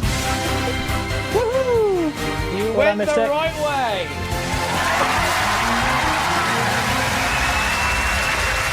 The Terry's Chocolate Orange does have fewer calories. 822.68 calories. Oh my god, that's Shy close. by 17.32 calories. So bloody close in the end. Yeah, 524 calories per 100 grams. Scale it up for the 157 grams for the full thing is 822.68. For the Reese's Peanut Butter Cups, they come in packs of 2 at 210 per pack. 4 of those packs in total is 840 calories and is the greater. Does mean you win 50,000 dudes. Matt, how do you feel? Yeah, really good. I've done actually quite well on the Secret Fortune in the last few months. Obviously, I've won 75 with Tyson a few months back. I won 100 the last time this was played, obviously in the lobby. Yep. And 150 tonight. So yeah, I'm doing pretty well, and hopefully I should be ahead of a certain person in the on the Duke leaderboard. Well, We'll see in a moment. no rivalry whatsoever. And Mystic Sailor, how do you feel? Oh yeah, I feel better. Feel better.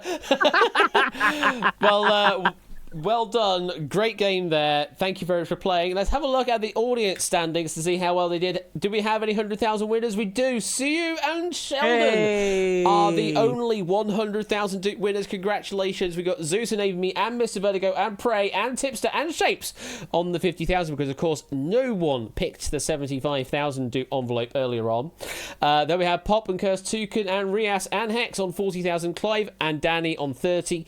Avac and Player 2 Star and Manic and Oni and Vixen on 25,000. Chrono on 22. Sportsy on 20. Topper on 18 with Colo and Cut Quiz Woke Quiz. Cetra on 14 with Eli. Willie back with 9,000. Brian with 8,000 with Silver Electron. Puzzdown with 7,000. Joe Mendy with 6,000. Ralph with 4,000. TP8 Polescore on 3,000 with Dalton. And Fluid Fernando on 500 dudes. Everyone was actually playing at least one of those questions out. No one just taking it for a ride. Rias lost 100,000 on the boat question. You lost it on a boat. Ow. Ouch. Well, now you know. Wow. Now you know the Giga boat is Giga valuable, and there was actually an eBay auction of it. Matt, And by getting that wrong, it was a gigabyte. Oh, that's a buzz. Matt and Missing Sailboat, thank you very much for playing. I hope you had fun. Great fun as always, Ash. Thank you. Pleasure and a privilege as always. Great to hear. Thank you very much for playing. Enjoy the rest of your week, and we will see you later. Take care. Take care. Thanks, Ash. Bye. See ya. Bye, easy bye.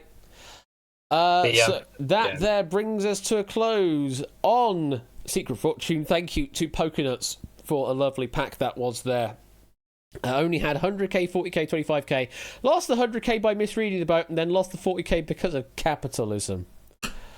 That's how it works, isn't it? Because of capitalism. Sure thing.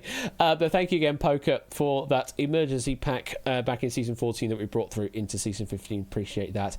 And I hope you all enjoyed it out there. So, that actually brings us to a close on tonight's stream. It was only the one main game. We did sort of pad it out a bit. We ended up running for about an hour and a half. I'm hoping it doesn't run that long all the time, but it went that way anyway. I just need to see one thing, actually. I need to debug a thing. So give me a moment while I debug that thing. And it worked! Cool! So I now have a thing on my Doot website that actually now tracks the amount of Doots paid per stream. And also breaks it down by game. So I now have this wonderful this wonderful chart here. And I just found out that Secret Fortune has paid out a total of 1,117,500 Doots. Yes, graphs, Kurstukun, graphs and stuff. So I now have all sorts of additional statistics so that you can actually reliably balance the games out in a more reasonable manner. And I actually, what this isn't actually saying is it's actually also broken down by individual wins per person as well. So that 1.1175 is actually broken down to all of the individual payouts for each person as well.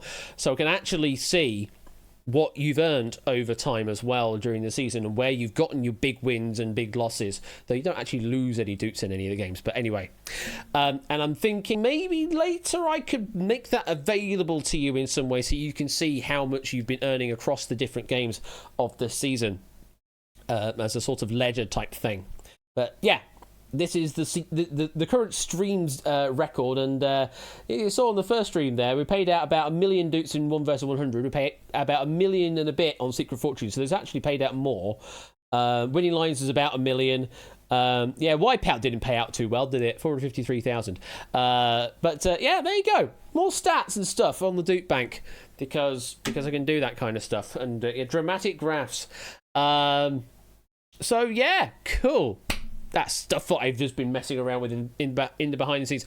That's also why some Doots didn't get paid out on the Friday stream, because it was using some older code for the Doot Bank that meant it wasn't actually talking to the bank properly. It needs to send some extra data over now to actually commit the data to the database. And that's why those didn't pay out. But they have been corrected.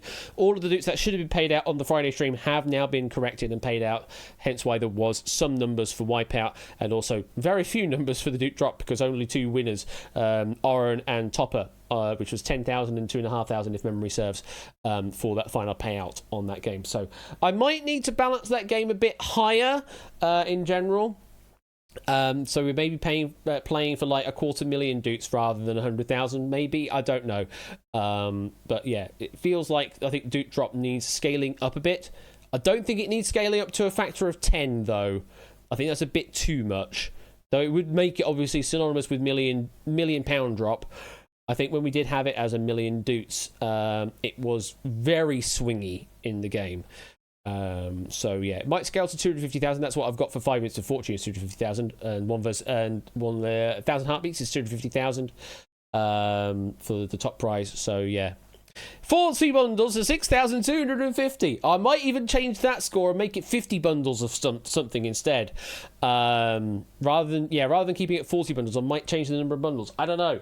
It's things to experiment with, and I now have data that I can mess around with for that kind of stuff. Find out tomorrow at noon if Ash will increase the Doot interest rates. Oh, the DIR. Hyperinflation is definitely a thing. Money drop US, yes. Right, we've got a wheel spin to sort out. Let me go over to that thing over there. And if I turn Secret Fortune off, I can actually turn the alerts back on. That should be on. So let me go and do that. Let me make sure do the alerts work? Let's press resume now. Pride 100. It's 15 asterisk C today in Lunfepple, Gwingel, Gogoric, and Drobble, Lantisili, Gogogok. So cold. Yeah, it works. Cheer 100. Yeah, it works. It's catching up on all the alerts that were paused earlier. The one alert. But yes, it did work. Fantastic. We'd love to see it. That means I can turn the old alert off as well.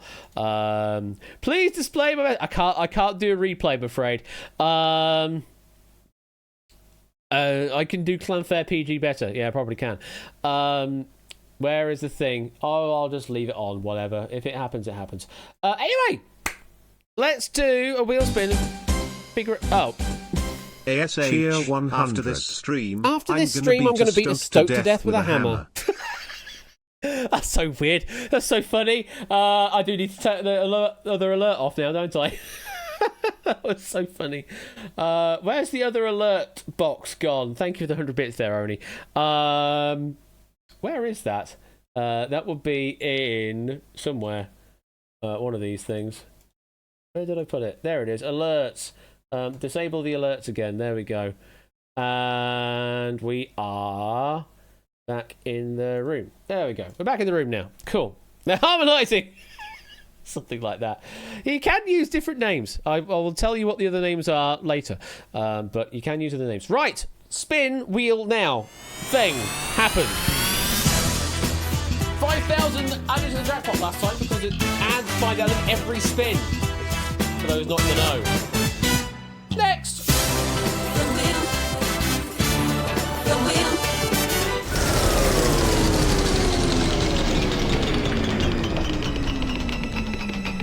That's me! Cool! It's me!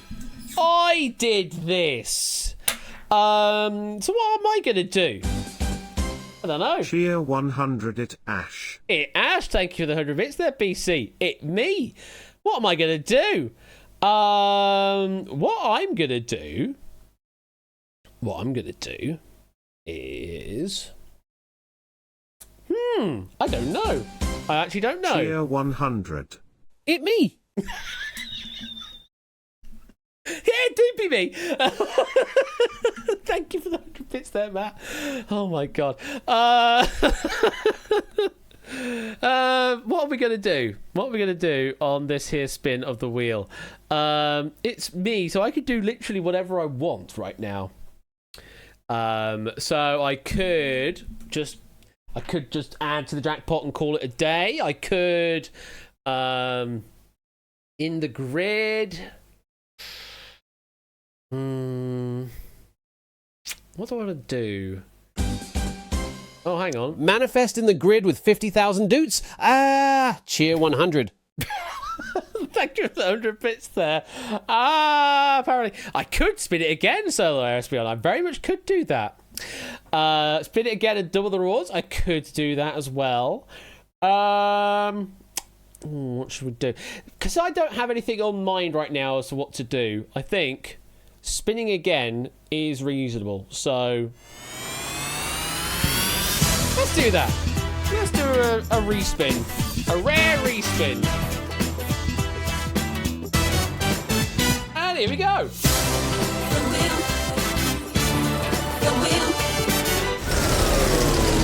Just before I land on that again, do another respin and then we go to jail. Cheer 100. Or we just do that. Do the wheel. To do the wheel. Thank you for the bits. Well, we're respinning plus 15,000. So let's do another spin, shall we? Now 50,000 gets appended to whatever we actually end up doing. Let's find out. Go again. Now we've added 10,000 to the jackpot at this point. And now another one. So that's 15,000 we've added to the jackpot. Just by spinning the wheel. The ticker's Pride gone. 100. 250,000 doots and a spin. The ticker's gone.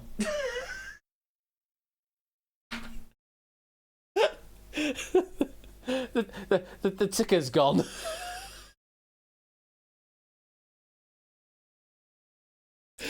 Well, something tells me I need to get a new wheel. Or fix this wheel. It's me again anyway. Tier 100. I broke the wheel. What? Oh. What is going on with these text and speeches? Thank you for the 100 bits there, Matt. But yeah, it is me again. We spent it so much and it broke. Yep. We've clearly that's the heat death of the wheel. That is that is the heat death of the wheel. It's me again. So the wheel does still spin. It's just not going to go clack clack clack. Shall we just find out what it does? Why not? This is the final spin. Unless we hit an actual respin, it's the final spin. Yeah. Let's do it again. Oh, that's just so quiet. Hang on. That's so quiet. That's so quiet. Well, that's landed on in the grid. That's landed on in the grid, so apparently we're doing that. After all of that procedure, we end up on in the grid. So I guess we'll go in the grid, and it's B, grid B. Ooh, it's a good grid, that. It's a good grid. So let me load up in the grid. And that does mean we'll need to go to Nightbot to get a giveaway going. Which means I'll need to take that over here. Let me do that.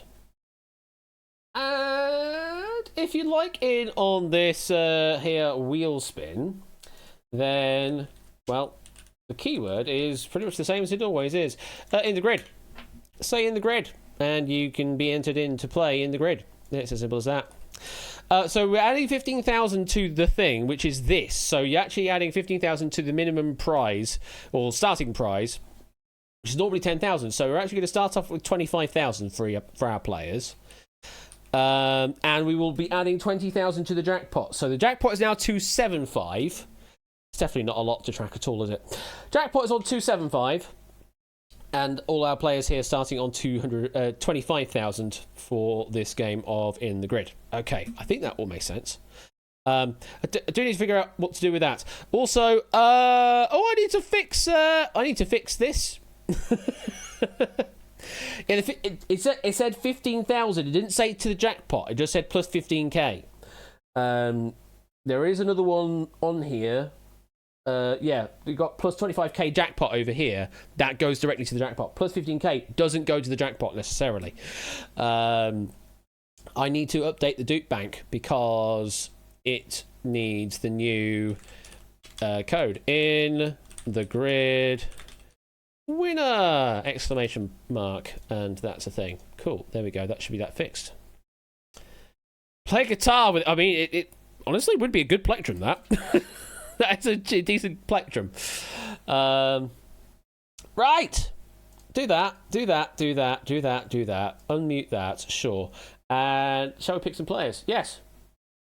Got Not a Cat as player number 1.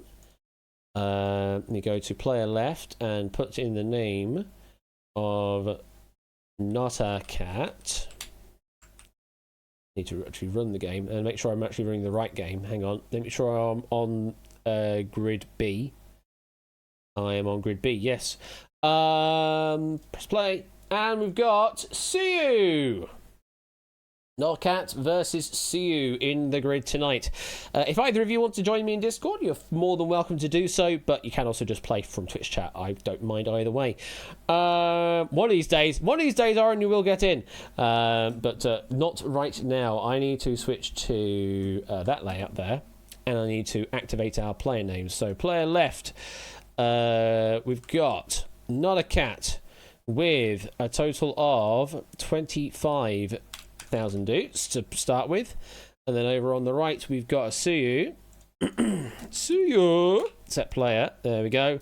With 25,000 dukes. There we go. And we've got Suyu currently in the room, so let's bring them in and say good evening, Suyu. How you doing? Hello. Good Welcome. evening. Good evening. Well, here you are. You are playing in the grid, and actually, speaking of that, I need to get some music. So games. Let me find Tipping Point because that has the same music.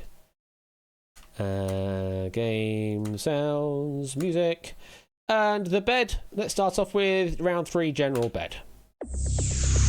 Yeah, we'll start off with that for now, and then we'll get on to something else in a moment. So we are playing in the grid tonight. Each starting off with 25,000 dukes, which is quite a lot to work with at the beginning of the game. Let's have a look at our distribution for tonight's game. So we've got 6 cash. Those are the gold tiles. We've got 3 bonuses. Those are the green tiles. They could be anything up to, I think, 100% bonus in tonight's game. Only the 1 steel tile. That will take a certain amount of bank away from your opponent. 5 red penalties. They will take some of your own bank away. And then, of course, the 1 bankrupt, which we do not want to hit. That will bankrupt your entire score. We will play all but 1 of the tiles in the grid. So 15 of the 16 tiles will be played. Not a cap. You will be playing the first and last tile in tonight's game. And, of course, as a reminder, you each have 2 reveals as well to get yourself some individual information about the grid without revealing that to your opponent. Okay, I think that's all I need to say. Let's go to tension bed now. And let me shuffle it up and then hide it all away. There we go, and away we go. Good luck, players. Not a cat, you're playing in Twitch, and it is you to make the first move. So, what would you like to do, Not a Cat?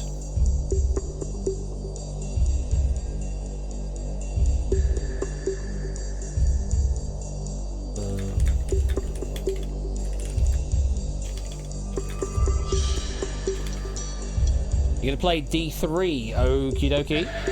D3 it shall be. And for you, Not a Cat, behind D3.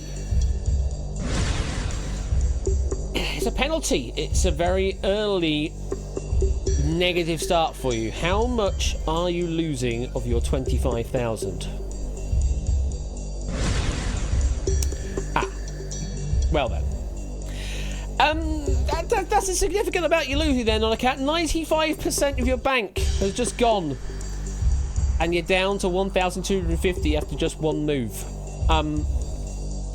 So you currently have the lead by quite a margin, must be said. Don't hit a penalty, don't hit a bankrupt, and you're all good. Where would you like to go? Let's play B2. Is that Bravo 2? Yes. Okay, B2 it shall be.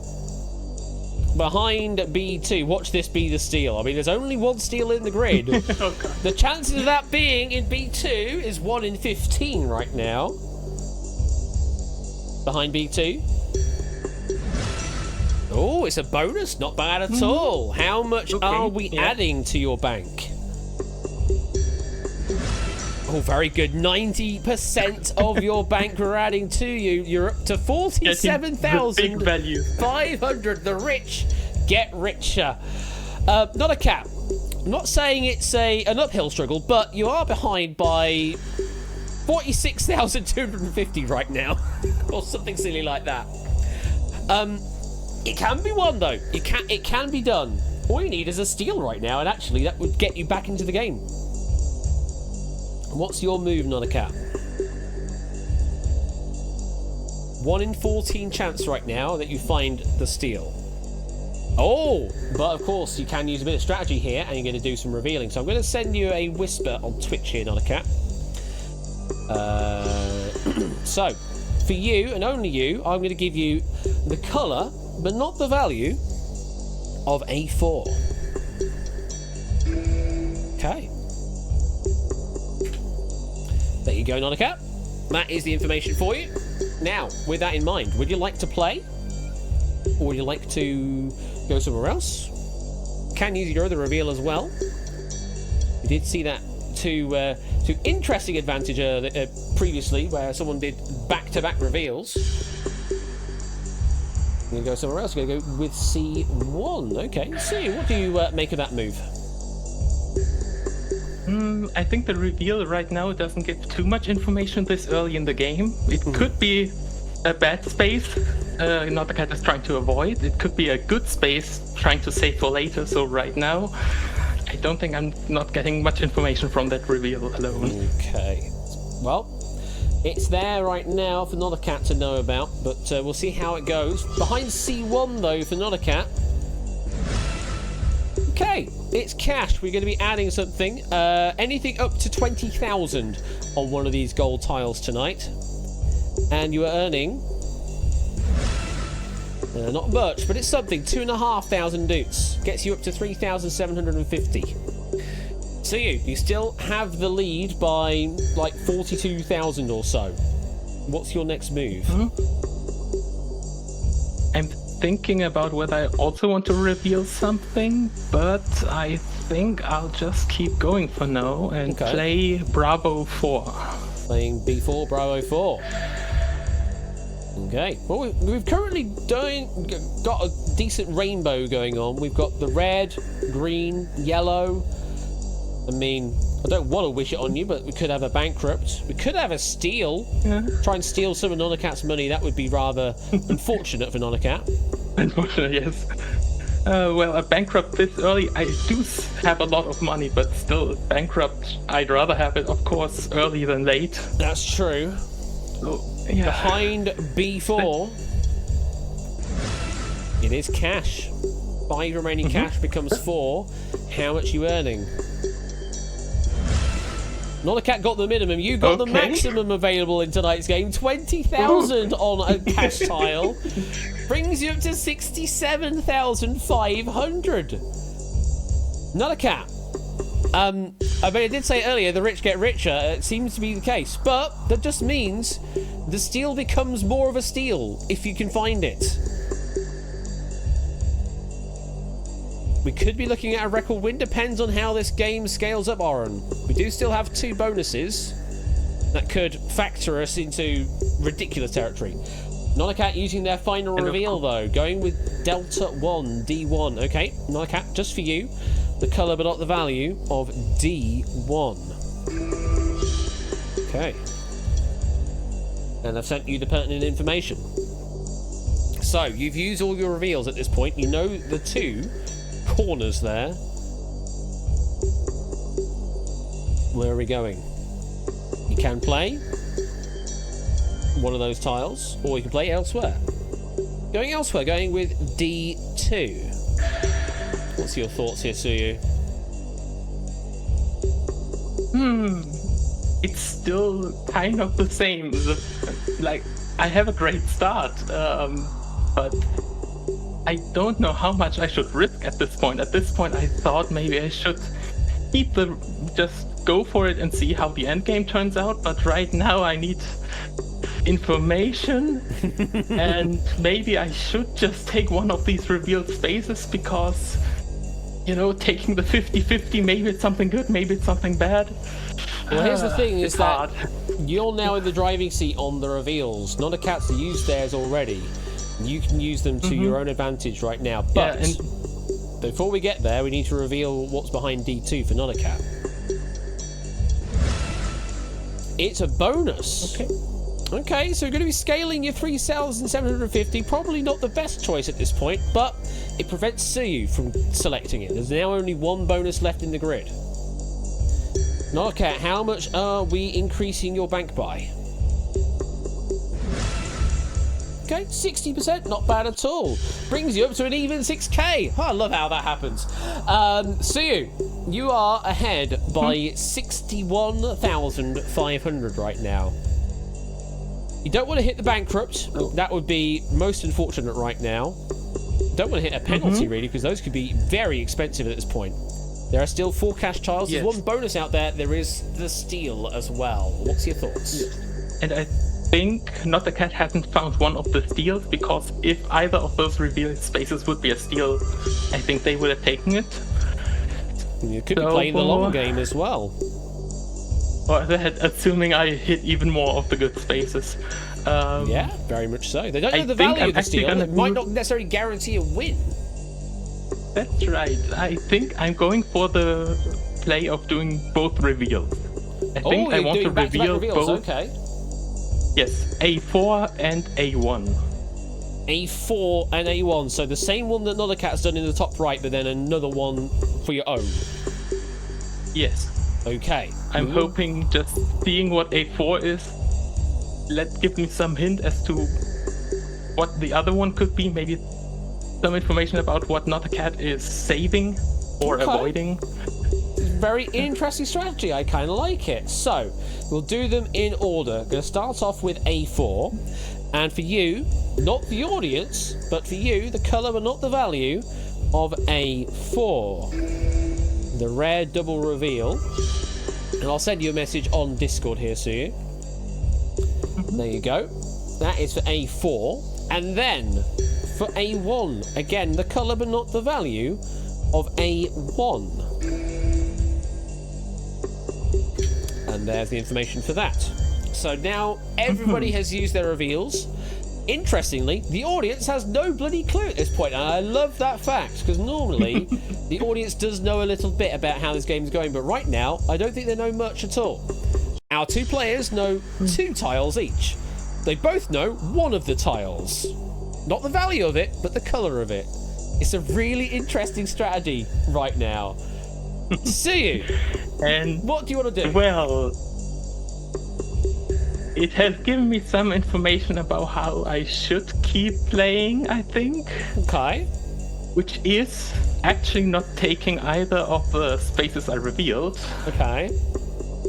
So I might just run into something awful. Let's just go. The B row has been great so far, so let's just keep going with the B row. Let's take B1. B1, okay. Very interesting approach. We haven't seen the game played like this before. I really like it. I really like it. Even Not a Cat's not sure what's going on here. Behind B1 is cash. It is still good for you. How much cash are you adding to your bank? Another 5,000. You're up to 72,500 right now. Still with a strong, commanding lead. We're nearly at the halfway point. We're not quite there. I think Not a Cat's turn right now will be the halfway point. Situation is there's still 3 cash tiles unplayed, 1 bonus tile unplayed, 1 steal unplayed, 4 penalties that still haven't been played, and the bankrupt is still lurking out there. All the reveals have all been played. It's now just strategy and random guessing at this point for both of our players. And the audience is going, I'd like to know what C4 is, says Oren, but, it's our player's game, not your game. So, Not a Cat, we come back to you. Oh, okay! I guess because Siu does know what is behind, or at least the colour of the tile, you might as well take the advantage while you can, going with A4. Now, chat, what do you think's behind A4? I'm going to open this up to you. What do you think's behind A4? TVP8 Polska says bonus, Dalton says steel, Oren says steel, Rias says gold, Solo Smith says cash, gold, Amy says gold, Eli says steel. I think people are going to be confused about my strategy. I am too. Gotta be cash, wouldn't leave a steal, says Arnon Fetz. Well, behind A4 is a bonus. It's the final bonus of the grid. Not a Cat just getting it out of the way so you can't just go massively upscaling their bank. So Not a Cat just taking the bullet, as it were, but it's still going to be good for you no matter what. You don't know what the value is. How much are we increasing your bank by, Not a Cat? 80%, not bad at all. Brings you up to 10,800. which is just over the normal starting balance for a player, but you did start with 25,000 in this game. See you. The situation is there's now no upscaling. The bonuses are gone. Everything left in play in a positive manner is cash or the 1 steal. Everything else is bad. There are 4 positive, 5 negative on the grid. What's your next Almost move? a 50-50 at this point. Yeah. Yes. If I want to go for one of the unrevealed tiles, it's basically a coin flip, so... Oh... When I went into this, every time I saw in the grid, I thought I would just save my reveals until the end game and just play the end game for a little money, but then I had that start, and at that point my strategy just completely fell apart, because now it's about, saving my money instead of trying to plan it out.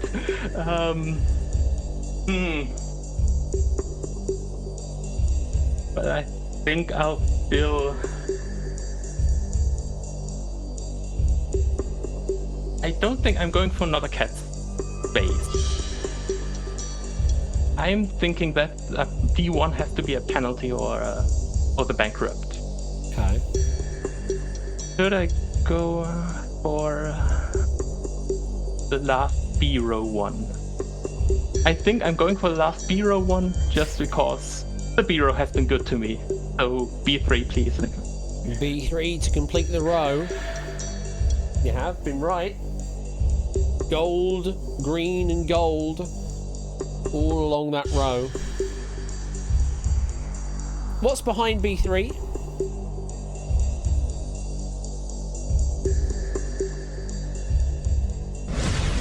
It's a penalty. Now, penalties in the grid tonight are anything from 25% up to 95%. The Nolacat hit the worst it could have been earlier on, but it could occur again. There's nothing preventing it from generating multiple of the worst it could be. How much are you losing of your 72,500 dudes?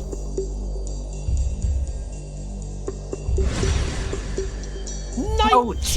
90%! That's a big drop!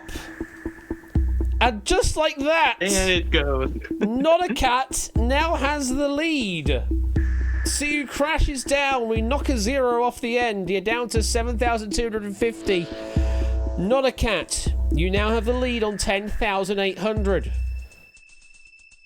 There are still 3 cash tiles out there. And 1 steal. Now not necessarily much value to it, but it could at least prevent your opponents from gaining traction. Okay, not a Cat. Probably didn't see this coming, but we're over to you. You have the lead. What is your play? We're going with the explosive favourite of C4. Okay, C4 it shall be. That has locked in. There are 4 tiles up here that are good for you. There are 4 tiles out there that are bad for you. When in doubt, C4, says Oren. And the game turns once more. It's the bankrupt, not a cat. And after that very short lead, you're down to nothing. See you. We're back to you. You have the lead again of 7,250. You have 7,250. If you hit a steal right now, it's worth nothing to you. But it prevents Nolacat from playing it. And also, it's not a penalty, at least. And it's not a penalty. But there are still 3 cash tiles out there, each of which could be up to 20,000 dudes still.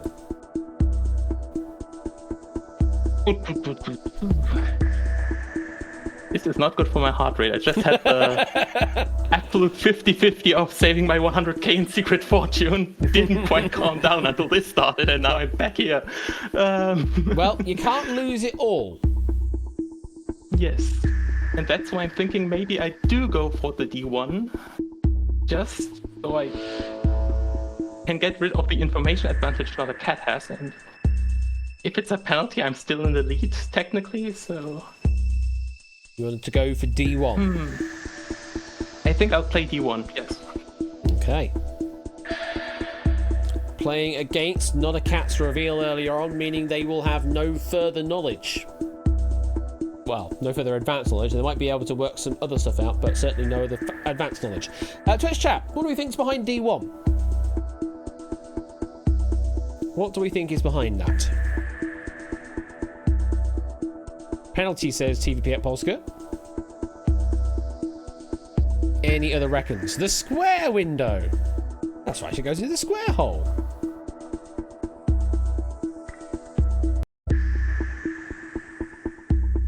Nobody else offering any opinions, okay. Behind D1 is a penalty. So we're losing more. I was hoping it was cash they just saved for later, maybe, but... Are we going for the minimum win 50-50 tonight rather than the maximum win? Well, how much are we losing? 40% of your bank. You're now down to 4,350. Not a cat. You're on a goose egg. There are 4 tiles out there that are good for you. Only 2 are bad. You're in a good situation to play here right now. The steal is also kind of worth it to you at the moment. What's your move right now? You can't lose anything at this point. Even if you hit a penalty, you lose nothing in that case. But remove a penalty from the grid means less likely then for Suyu to hit it. Might as well go for A1, got nothing to lose, so going against Suyu's final reveal. Chat, what do we think's behind A1?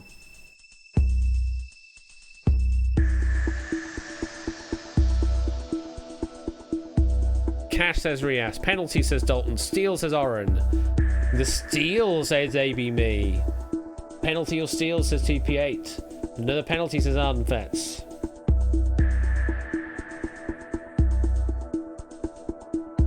Well, let's find out. Behind A1, not a cat, is a penalty. Suyu was harbouring a penalty on A1, deciding not to play it. Obviously, it does nothing to you. You're on a 0, but how much could it have been?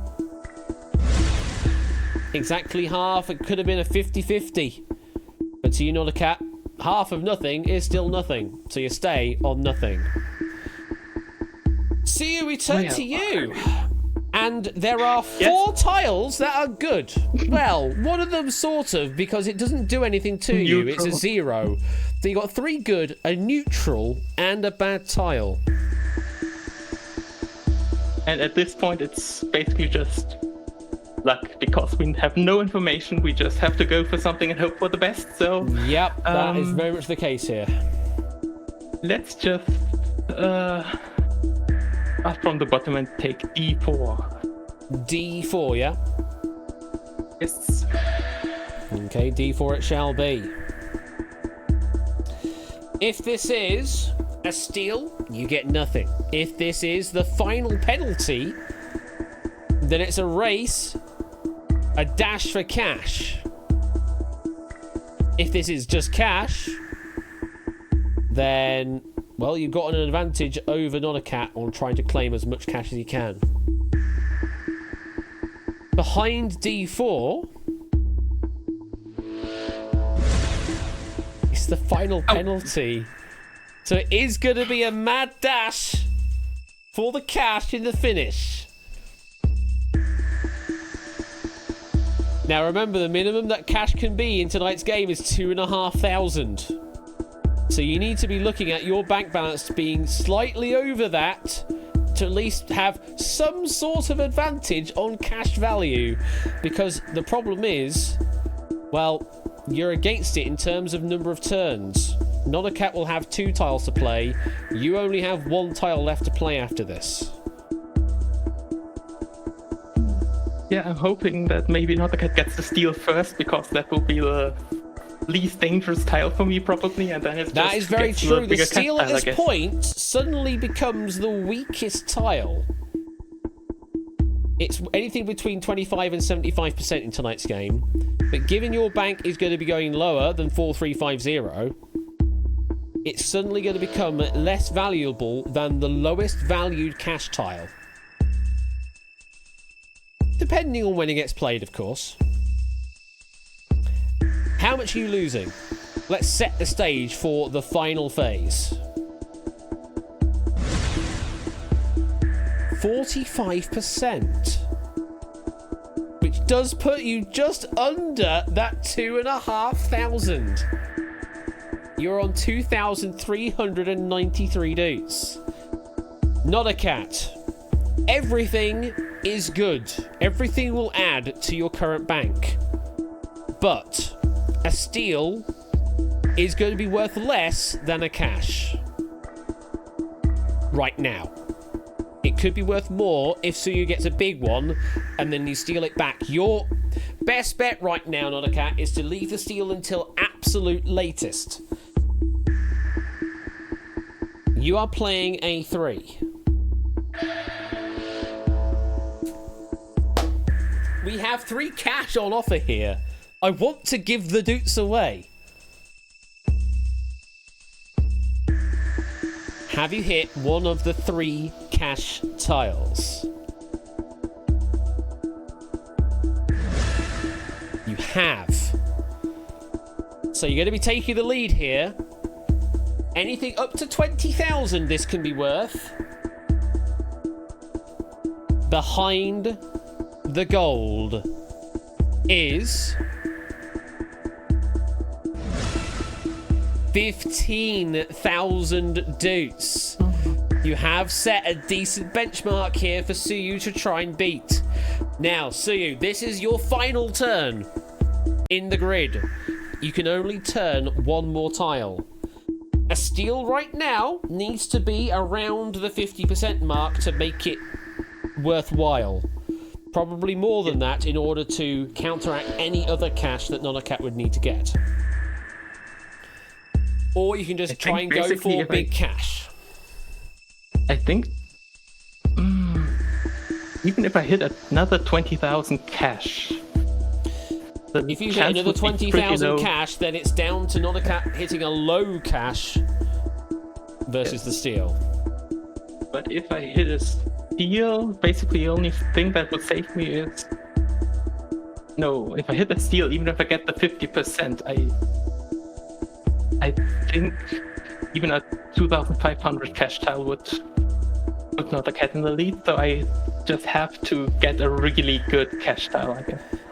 If it's the best steal it it's can be, 20,000 or then you nothing. can still be in the game. Yeah. It's all possible well. still. Not much use thinking about it, so let's just go for a tile. I'll go to the top. Let's play A2. Completing the row of A. Oren says likely 60 to 75% on the steal to make things interesting. There's 1 steal and 2 cash left in the game. Behind A2 is the steal. So you're going to be stealing some of Nonacat's money here. Oh, here we go, says Dalton. Again, a reminder, steal can be anything from 25% up to 75%. Please make it exciting game, please. How much are you stealing from Nonacat?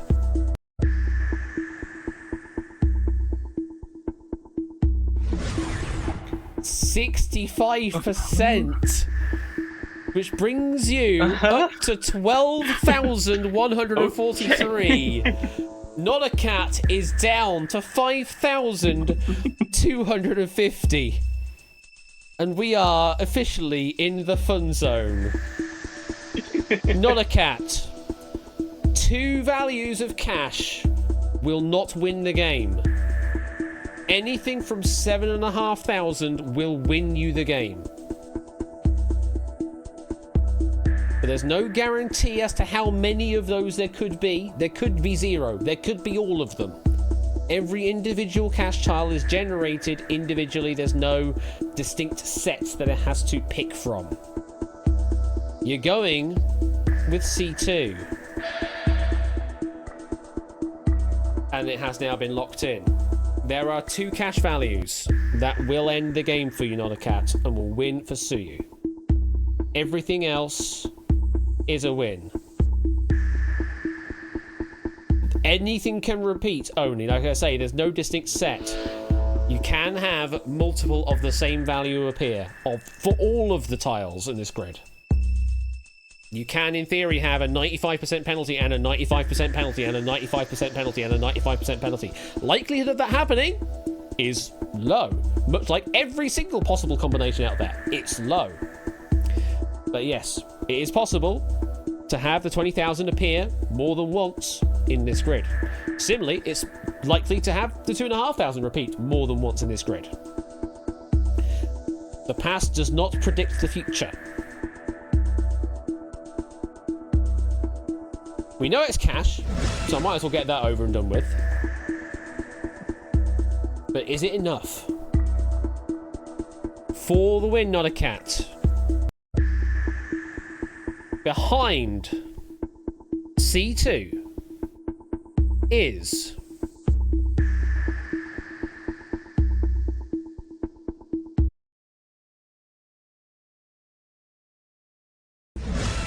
$12,500 dudes. You completely covered Suyu's bank.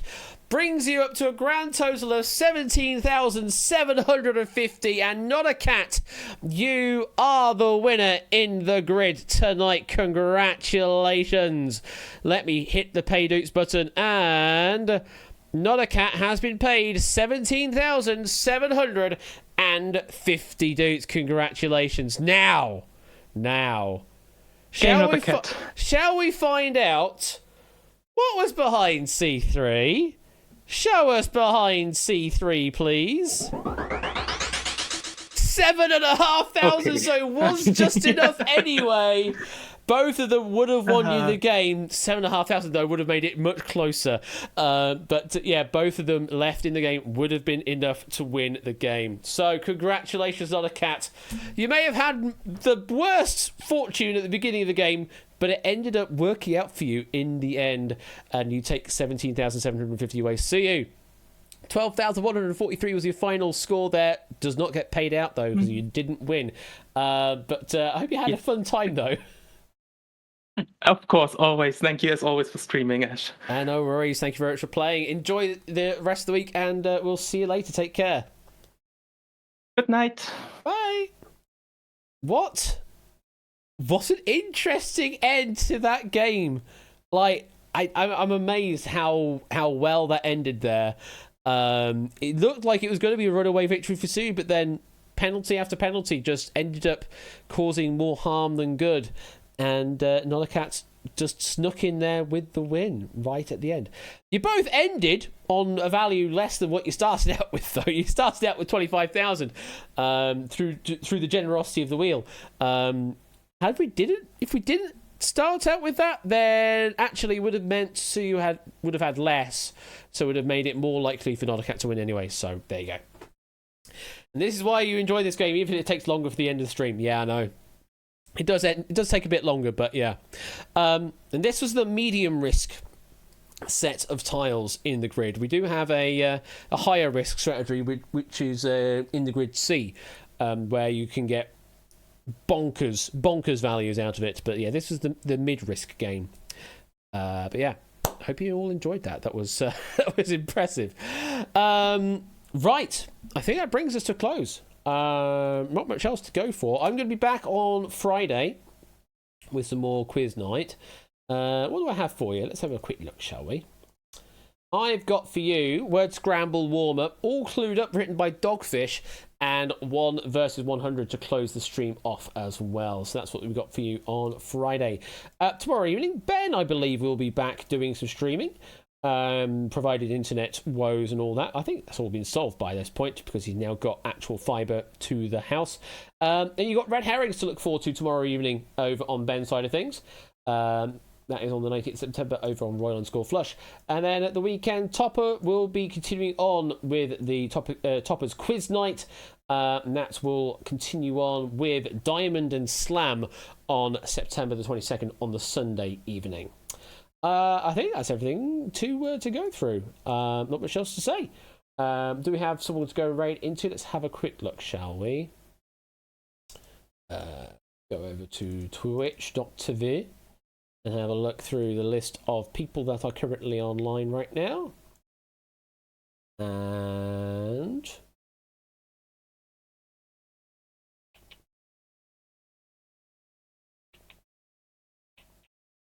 I don't know. Do we have anyone in quiz shows to go and say hi to?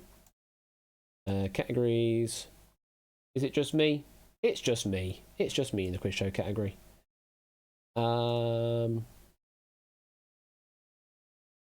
right, well, we'll call it there then, I guess. Right, I will see you on Friday then for some more stream stuff. Take care out there. Enjoy the rest of your week.